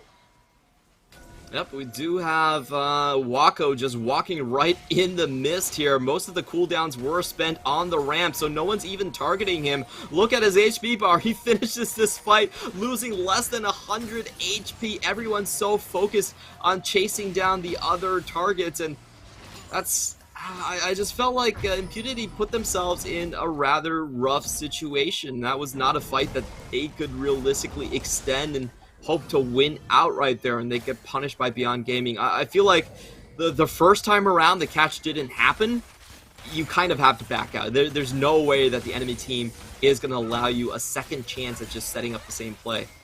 Yeah, but one team's mistake is another team's pop-off, right? I think what we saw in that fight was just really solid coordination out of Beyond Gaming, something that they have struggled with in the past in those 5v5 situations. They've always been much more at home, taking the skirmishes, trying to make plays across the map, but doing it all the same. This time it worked out. Meanwhile, Taco up here, they're looking for the Herald drop, but that play sniffed out by a crucial pink ward from Kino, so they might still commit to it, but they've lost the element of surprise. I like how polite Quiet is. He's definitely a player that doesn't tilt much. Is able to just watch Viego take away the jungle here. Meantime, he's getting zoned out on the bottom side, so Impunity have to force this 3v2 if they want to equalize. But that's a 6-kill Wako Zeri. I'm not sure they can do it here. They would love to get that kill shut down, but unfortunately, Taco spotted out, and it just was too easy for Wako to add another kill to his column. A lightning crash and a whole lot more, and they get another one. 7-0 now. Meanwhile, Beyond are going to try to at least get something, or excuse me, Beyond are going to get something on the bottom as well. They're going to grab themselves Dragon number 2. We've got a Cloud Rift coming up after this. I felt the play was a little bit telegraphed here, and if I'm being honest, I feel like the best you could hope for is just a raw drop of the Herald, get your plate gold, and go out. I don't think there was any real chance for a behind the tower kill here of happening, but they go for it, and they pay it. Just getting punished over and over. Impunity. Seems like the same mistakes are occurring here in game number 3. Husha, fed. Wako, very fed. Ooh, Quiet, missing his ultimate. Things aren't looking so good in the Impunity camp right now. Liang's going to get some help from Husha, tries to feed this kill over. He actually tags his way out. Lets Husha take it. Now they're just winning on both sides of the map. Yep, and Beyond Gaming now with a 5,000 gold advantage. Taco is going to try again. I think this is a much better angle of attack this time. You just want to drop the Herald for some gold. You got to do it quickly. Oh, no, time's out. Well, just get it down in time, but yeah, it's well, you got to charge, but Wako's 1v3 right now. Kino wasn't even in the picture yet. Yeah, this is the play they should have done last time. I just don't think going behind the tower was realistic at all against Triforce, Wako with heal. And this time they do it, they're a couple seconds late, and they miss out on the 320 gold they should have been able to get. Beyond Gaming just rolling on all cylinders now, and I feel like this is one of those situations where you have to kind of hope for Beyond Gaming to over-aggress like they did in the last game. Remember in Game 2, Beyond Gaming were in a very similar situation, but they gave it all back. It could happen again. It is always possible. The throw is always an option, but you don't want to be the team relying on that for your win. So, as it stands, 15 minutes on the clock, a 6,000 gold lead, or near enough for Beyond Gaming. A lot of that in Waco's pocket. As Blaze is caught, flash, hook, boy. oh dear! Oh man, they're just playing with their food. Meanwhile, we got a split screen down on the bottom as Liang is dueling it out with Quiet, and he gets the solo kill as well. Everything's coming up Beyond. Can we say it's beyond a doubt now? It might be. Feels... They are attacking with impunity. Yeah, Kino, just with the dredge lines, this game has been killing it.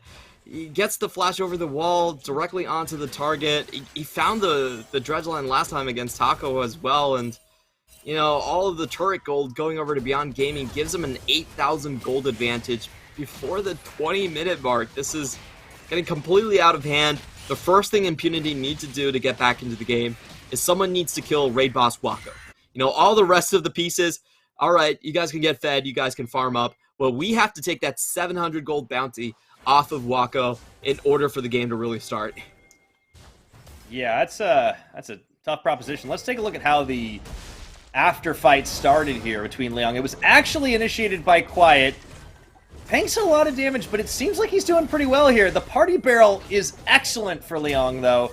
Into the belly bop, and there was just no chance for the auto.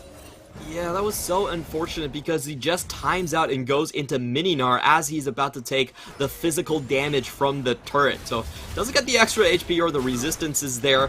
Falls down. Beautiful play coming in by Liang, and he even goes up one flash for that play as well. This is looking really, really rough for Impunity, but here we go. Maybe Taco can find a comeback. Liang is willing to bait this one out and go for the extended 1v2. But Liang smells this, though. I don't know if he's going to be able to get away. However, he should be able to at least outplay a bit. He's been able to do it at least once. Extra damage, mini waves here as well. Faith is going to be brought. Such a heavy investment to shut down the Gragas, and he's trying to sidestep as much as he can. Does manage to get one before he flashes, he dashes, still limping it back to the base, and I think he's going to go down. My goodness, it took so long for them to do it, cutting through that health bar. Look what's happening on the base. They're losing towers. That was a herald and 2 towers for some reputation for Impunity. It's a trade. Yeah, it's a trade. It's a trade, and they do get a lot of much needed gold back. I have to agree with you. If they wanted to do that trade, they really needed that on the Zeri. And unfortunately, Quiet might be handing it back over. Oh boy, here comes Husha. Yeah, this looks pretty free for him as well. And, oh, you want to talk about gold bounties? He's got another one. 6-1 on this Viego now. And Waco picks himself up a Runans off the back of everything else that's been happening. 18 minutes, the gold lead just keeps extending. Or rather, it's actually about the same, but Beyond just have not given Impunity a single thing. I guess they got the kill on Liang. That's about it. Yeah, you can't let Liang get away with everything. You can't let him solo kill you 2 games in a row, so Quiet at least gets his revenge, gets some health back, and you know, we do have to pay attention to some of the gold going back and forth here because Impunity are actually cutting the gold lead as they find objective gold across the map here. Liang is going to show up top to stop that from happening. And we do get a Herald push coming in from Beyond Gaming. This is likely going to go all the way to the inhibitor here. Impunity don't have the damage. Gotta dodge out the dredge lines. Minji sniffing for a bubble around the side. Doesn't find it, but doesn't really matter. Shelly goes for the charge in. They would have liked to finish that off beforehand, but let's see if they can keep this going at the moment. It's a 4v4. That comes through for Faith. Would have to run it out, and another charge comes through, but Beyond, they're not going to push their luck here. They see Taco. Oh! Nicely nailed on the paddle star. Taco is going to get stopped just short, and great job dodging out the Sonic Wave. Beyond Gaming know that they're facing a 5v4 in this situation, so they will draw things out and poke it out. Okay. No need to fully commit. They knew that the body block was there on Blaze. He's going to stay alive. But meanwhile, Liang continuing to shepherd the minions up top. Should be able to safely walk away from that one. We're not even 20 minutes into the game, so Beyond can't just turn for Baron yet. Although they might when it comes up. This is kind of interesting. Open turret down bot. What's going on here?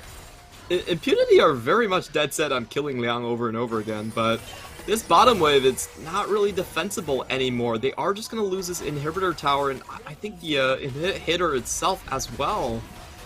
It's going down pretty quickly here, and we'll check in with the gold this game, too, as it's been done. 20 minutes on the clock. Wako has 10,000.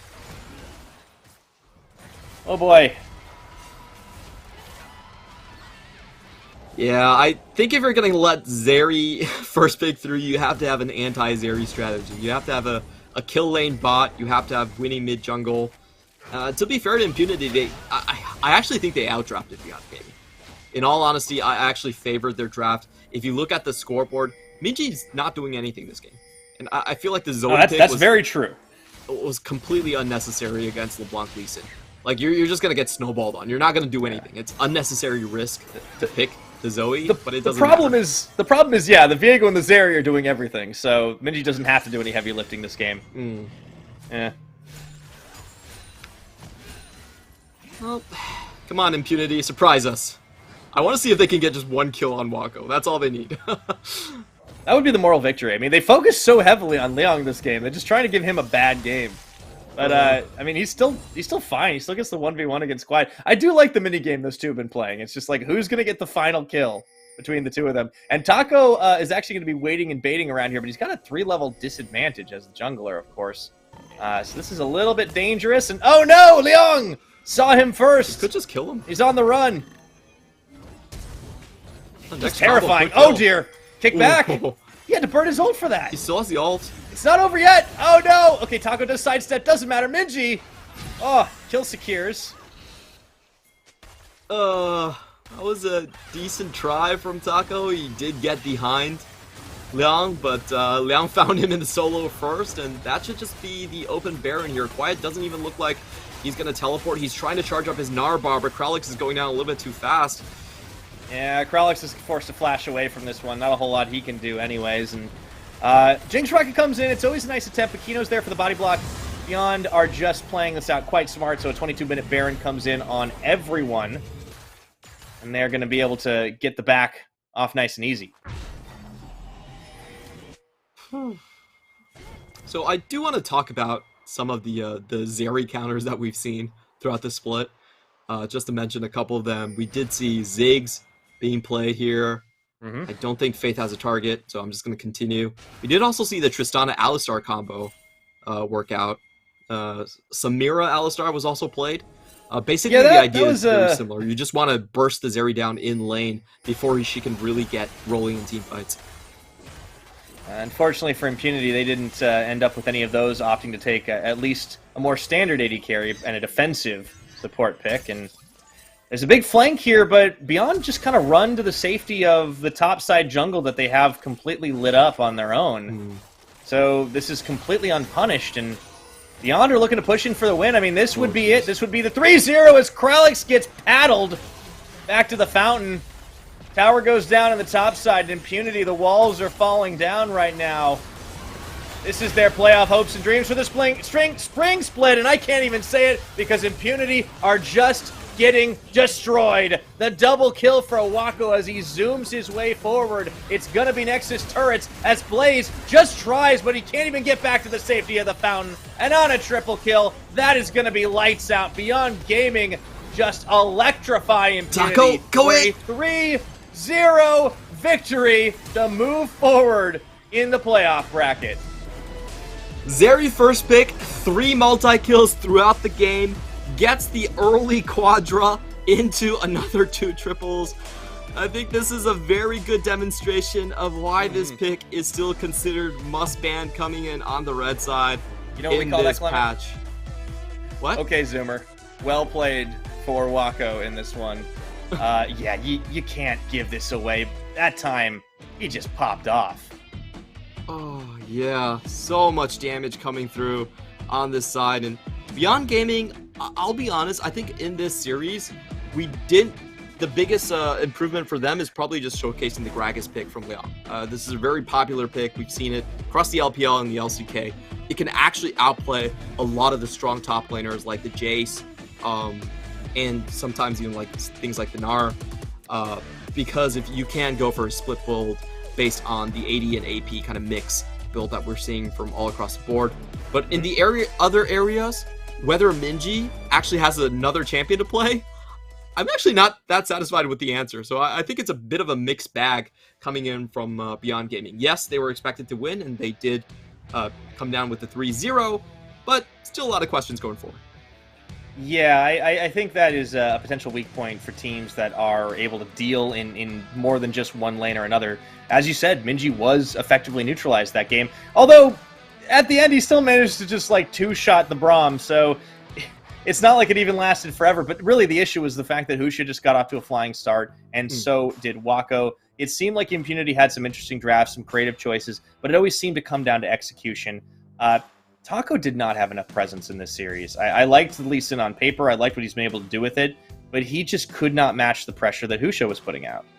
Yeah, I feel like the first 2v2 mistakes there were very, very costly because we did have Husha coming in with a red buff. He was able to get 2 extra auto attacks. Those slow down Lee Sin, and that also meant the reset into the second kill against Faith as well. So, I mean, this game, in terms of the draft, the Lee Sin LeBlanc should have had right of way in mid jungle and should have been able to shut down the Zeri. The game plan was definitely there, but once again, the execution unfortunately went the way of Beyond Gaming. Great stuff on Husha to get that early snowball. It shut down completely the game plan for Beyond Gaming, and if Zeri, you don't interfere with that champion, she just gets to play her game, this is kind of what you get. Yeah. So Impunity's playoff journey ends here for them in the spring split, but they will have a chance to reflect on it, come back looking stronger for the summer, we would hope. All the same, though, playoff performance, the fact that they made it here, they were definitely a cut above the bottom 2 teams. It does show some development from this squad. I do like what we're seeing from them, just need to improve on the execution factor. For Beyond Gaming, they've definitely had their eyes open a little bit. I think they made some mistakes that other teams would have been able to punish far more effectively, and they're going to need to tighten that up if they want to stay alive. They move forward in the playoff race, but they are still in the lower brackets, so they can't afford to drop another series. Definitely has been the case here, and once again, hate to be a broken record, but the question has been all along, what is the third champion from Minji? He basically has 2 playable champions in Akali and Ahri. That's it. That's not exactly a large. He dabbles in pool. Zoe and LeBlanc, though. The Zoe is... I don't think Zoe is a particularly strong champion in this patch across the board that we're seeing. Like, even if he had just something like the Syndra, I think the situation would be very different. That's another tempo champion, but it's much more consistent in winning lane. I mean, it would have. They had lots of ball delivery systems. Yeah, it's a little anti-synergy with the Gragas, but it could have worked out. I feel like Minji has one mode, and it's Assassin. You're absolutely right, and we'll see if he can right the ship. He did play a bit of Victor and Orianna when he was on Berjaya, and I have to say the reason I'm harping on this is because Beyond Gaming, Wako has been doing great. Liang is a good split pusher. All they need to do is actually make it to late game.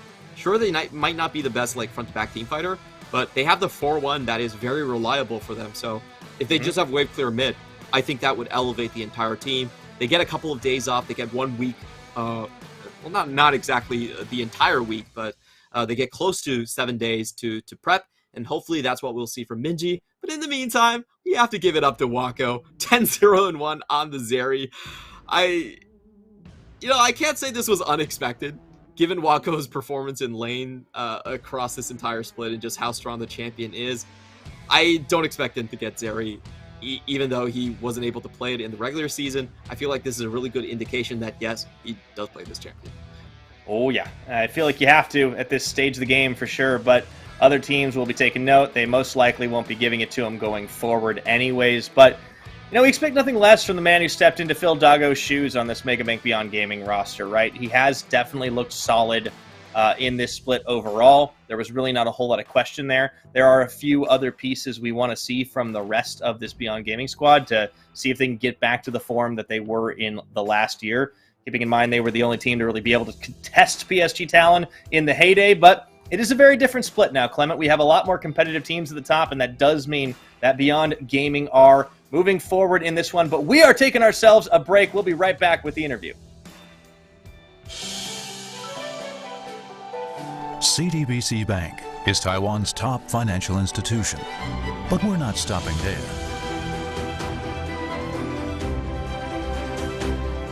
We're crafting an international brand and already have over 260 outlets in 14 countries. We are by your side, ready to embrace the future.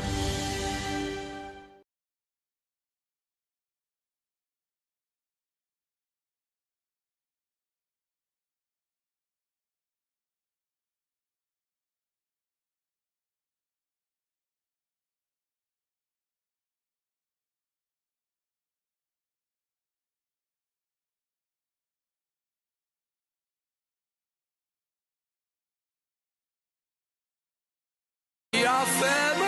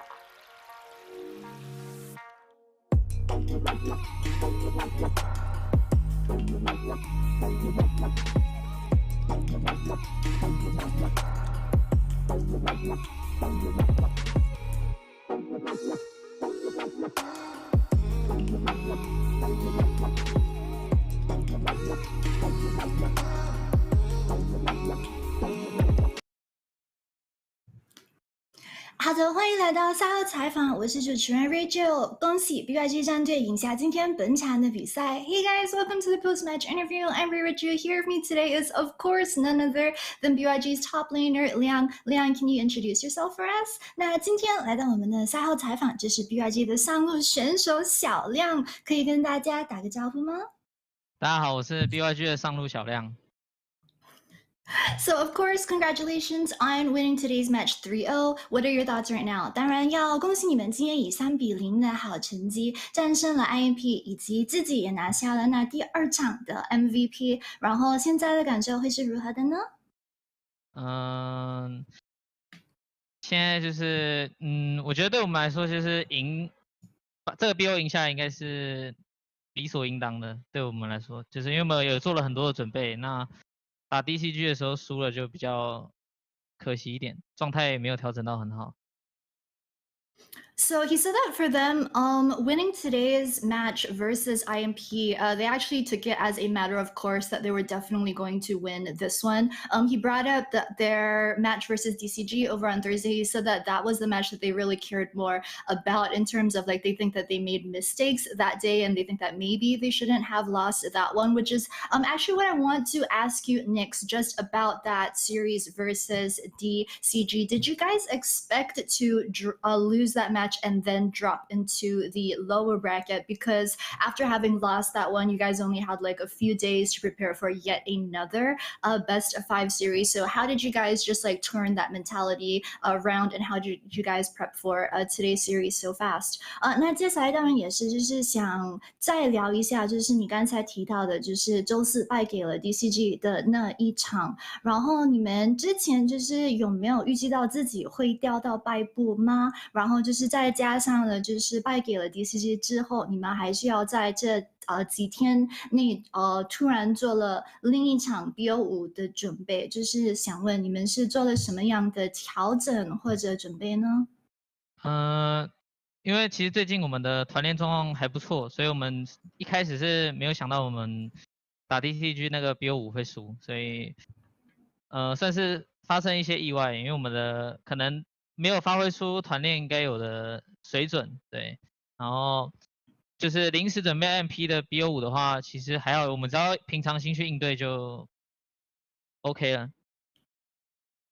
So he said that losing the series versus DCG was definitely a surprise and a shock to the team, because actually in terms of scrims and their scrimming performance, they've actually been doing very well lately, which is why they didn't expect to lose DCG. He thinks that on Thursday they weren't able to play up to their full potential and to the level that they've usually been showing in scrims, which is why they lost. Also, they made a couple of mistakes here and there in Thursday's series. For today, in terms of any type of like last minute prep that they might have done for IMP, he said that the team's goal is really just to play up to the standard that they usually play at and the standard that they know they can play at, and they would win. And they did. So it all worked out. The next question that I want to ask is about game number 1. When you got solo killed over in the top side, can you tell us what your thoughts were and also explain the situation for that? 那接下来想问就是关于第一场你在上路的时候被单杀之后心情会是怎样呢？还有可以解释一下那时的情况吗？那个时候是就算是找到了一波机会，想要跟格雷夫单挑一下，但没想到哎呀打输了，然后就有点小错愕。所以是判断错误吗？还是就有点太急？应该是有一点失误，不然应该是能赢的。So he said that to him when he saw Graves over at the top lane tower, he saw that as an opportunity and a chance for him to 1v1 him, but he didn't play it out quite right. He made a few little mistakes, but he thinks that actually he should have won in that matchup at that point in time. The next question I want to ask is that actually before that solo kill happened, the casters were hyping you up about how in the entire of the regular season for spring, you actually haven't been solo killed before over in the top side. So I wanted to ask if you think that you are the best or you are the top laner in the PCS right now, and also if not, which top laner do you think gives you the most trouble? 那其实就是小二选手是在这赛季常规赛的时候，你其实是没有被单杀过，就是直到今天你是未被单杀过在上路，然后你个人会不会认为自己是 PCS 最顶级的上路呢？然后目前认为就是对上觉得最棘手的上路会是哪一位呢？我不会觉得自己是最顶级的上路，但我觉得我是相对聪明的上路，对。然后目前的话，觉得 DCG 的上路玩得很稳定，就是打起来比较找不到破口。So he doesn't think that he's the top laner in the PCS right now. What he does think that he has going for him is that he plays very smart, and he's a very smart top laner. In terms of which other PCS top laners he admires, he says that he thinks DCG is the top laner, plays very well. He plays a very stable game, and also he's the type of player that doesn't give you an opportunity to try and exploit. So the next question I have to ask is, because last year BYG were definitely like top 2 team within the PCS, but after a couple of notable players left the squad, I want to ask right now for this spring, who do you think is the core of the BYG team right now? Is it maybe you? 那接下来想问的就是 BYG 去年的话就是 PCS 的前2战队，然后自从就是走了几位选手之后呢，你会觉得就是在今年的 BYG 战队中，谁会是现在的核心？你会觉得是你吗？还是？核心的话，其实我们会因应拳脚去做改变，但总体上我们其实比较习惯的是像和以前 BYG 比较类似的打法，就是我们可能有中野去带动节奏，然后把优势辐射到下路这样子，对。你是说以前吗？还是现在？就是我们现在就是比较像跟以前的风格其实是类似的，但是那我个人的话就是比较像组合阵容需要我去做什么，然后我就去做那样的事。So he said that he doesn't think that BYG necessarily have a core of the team right now, or that the core of the team might be him. He thinks that right now they play a lot in terms of composition, and they see what champions that they're going to pick into their comp, and then they focus on what would be good in terms of that. He says that actually in terms of playstyle, this year's BYG still plays pretty similar to last year. Last year, he said their focus, a lot of the way that they play was trying to get a mid as well as a jungle rolling, and then try to bring that advantage over towards the bottom side. He said that this year they do play a lot like that too. And he said, whereas for him, the type of champions that he plays in general, like he just sees what the team needs, and then he steps up to try and do that regardless of champion. So my next question that I want to ask is, in the Caster's mission video, I think BYG was the very first episode when they went to visit the gaming house, we noticed that you no longer have a roommate. So I wanted to ask if you maybe have a new roommate right now, or is it still kind of empty? Do you still feel like something is missing beside you? 那接下来想问的就是看了 BYG 战队的 caster 出任务影片之后，如果大家还没有去看，赶紧去收看哦。就是想请问一下，就是小亮现在有没有新的舍友吗？还是就是旁边依然是有点小小的空虚感呢？因为以前是2个人睡双人床嘛，那现在现在还是我一个人睡啊。那为了避免空虚感，我就把一堆杂物、衣服有的没的，我就堆到那个另外一个那个床位上。所以还是会觉得有点空虚吗？不会，那空虚感已经被填满了，已经被我填满了。So he said that because last year he used to have a roommate and he used to share a double bed with one of his teammates. But this year, now that that teammate has left, he's actually tried to fill up that space by throwing a lot of like random stuff onto his bed. He's got like clothes and other stuff there as well. And he says that, yeah, he thinks that he no longer feels that emptiness because it's already been filled. Right. My last question that I want to ask is that next week you'll be playing up against either J Team or CFO, depending on who wins their match. So, which team do you think will win, or which team would you rather face off against? 那最后一个问题就是下一场你们是会对上台北这一战队，或者是 CFO？ 你个人就是比较会喜欢打哪一支战队呢？或者你就认为他们两支战队之中应该是谁会赢呢？我们应该是比较想对上 CFO， 因为 J 战队和 CFO 的体系比较不一样。我觉得 J 战队比较着重的是他们的中野配合，而且他们是老搭档，所以在我们就是运行游戏的时候可能会比较玩的比较不舒服。那我觉得他们两队的话，我自己是比较看好 J 战队。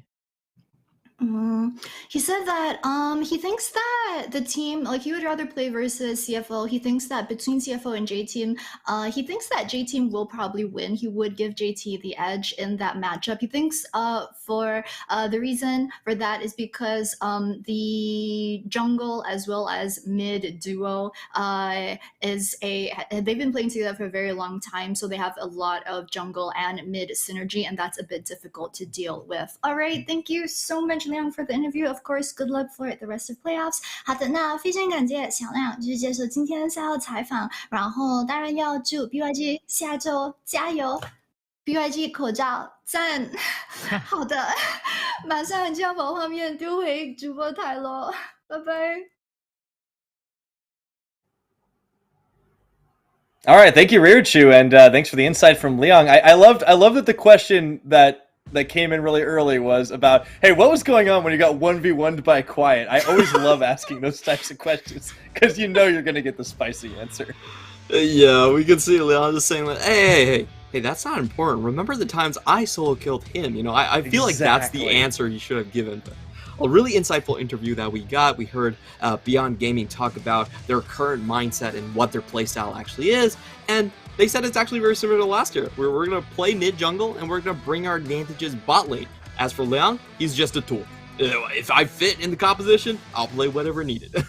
Well, he definitely showed some range in that regard this time around, and I did like to hear from him about who he would rather face off, because it is two tough teams in J Team and CFO. I think a lot of us did predict that, you know, of that potential matchup when we were really trying to theory craft, get our bracketology going, who was going to fall down in that one. But here's how things stand right now. After the first week of playoffs, we've had 3 sweeps and 1 3-1. Deep Cross Gaming, the only winning team to drop a game, and that was against Megabank Beyond Gaming. So, with things set in round 2, we will open up with J-Team versus CFO at 5 p.m. Taiwan time on Thursday, April the 7th. We'll follow it up the following day with PSG Talon, defending champions, up against Deep Cross Gaming. And then, of course, the loser brackets take place that Saturday and Sunday. Clement, I know we talked a little bit about predictions way early on. Is everything going according to Keikaku here for you? I didn't get the scores correct, but I did get all of the teams correct going through. So I'm pretty happy with my predictions. And if you want a little bit of a hint of what's going to happen, I've got PSG and CFO moving forward in the next round. That's spicy.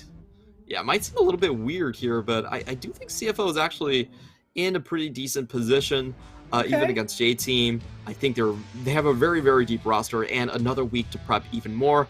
Honestly, their games against MFT weren't all that good, but I feel like against J-Team, they still have a very solid opportunity. I feel like their top lane should be winning over Rest versus Driver is what we're going to be looking for. And for Beyond Gaming, that means they don't have to face CFO, as you just heard right there. They'd much rather take CFO in that one. J-Team, a bit more mid-jungle focus with Uniboy and Kongyue on that side, so they would much prefer the slower composition in CFO. I mean, that's fair. I honestly really want to watch that match just to see Uniboy versus Mission. That's always going to be a fun one. And, well, with the first week of playoffs all closed out, we'll have to see how it all shakes going forward. But for now, thank you all for watching. We will see you next time.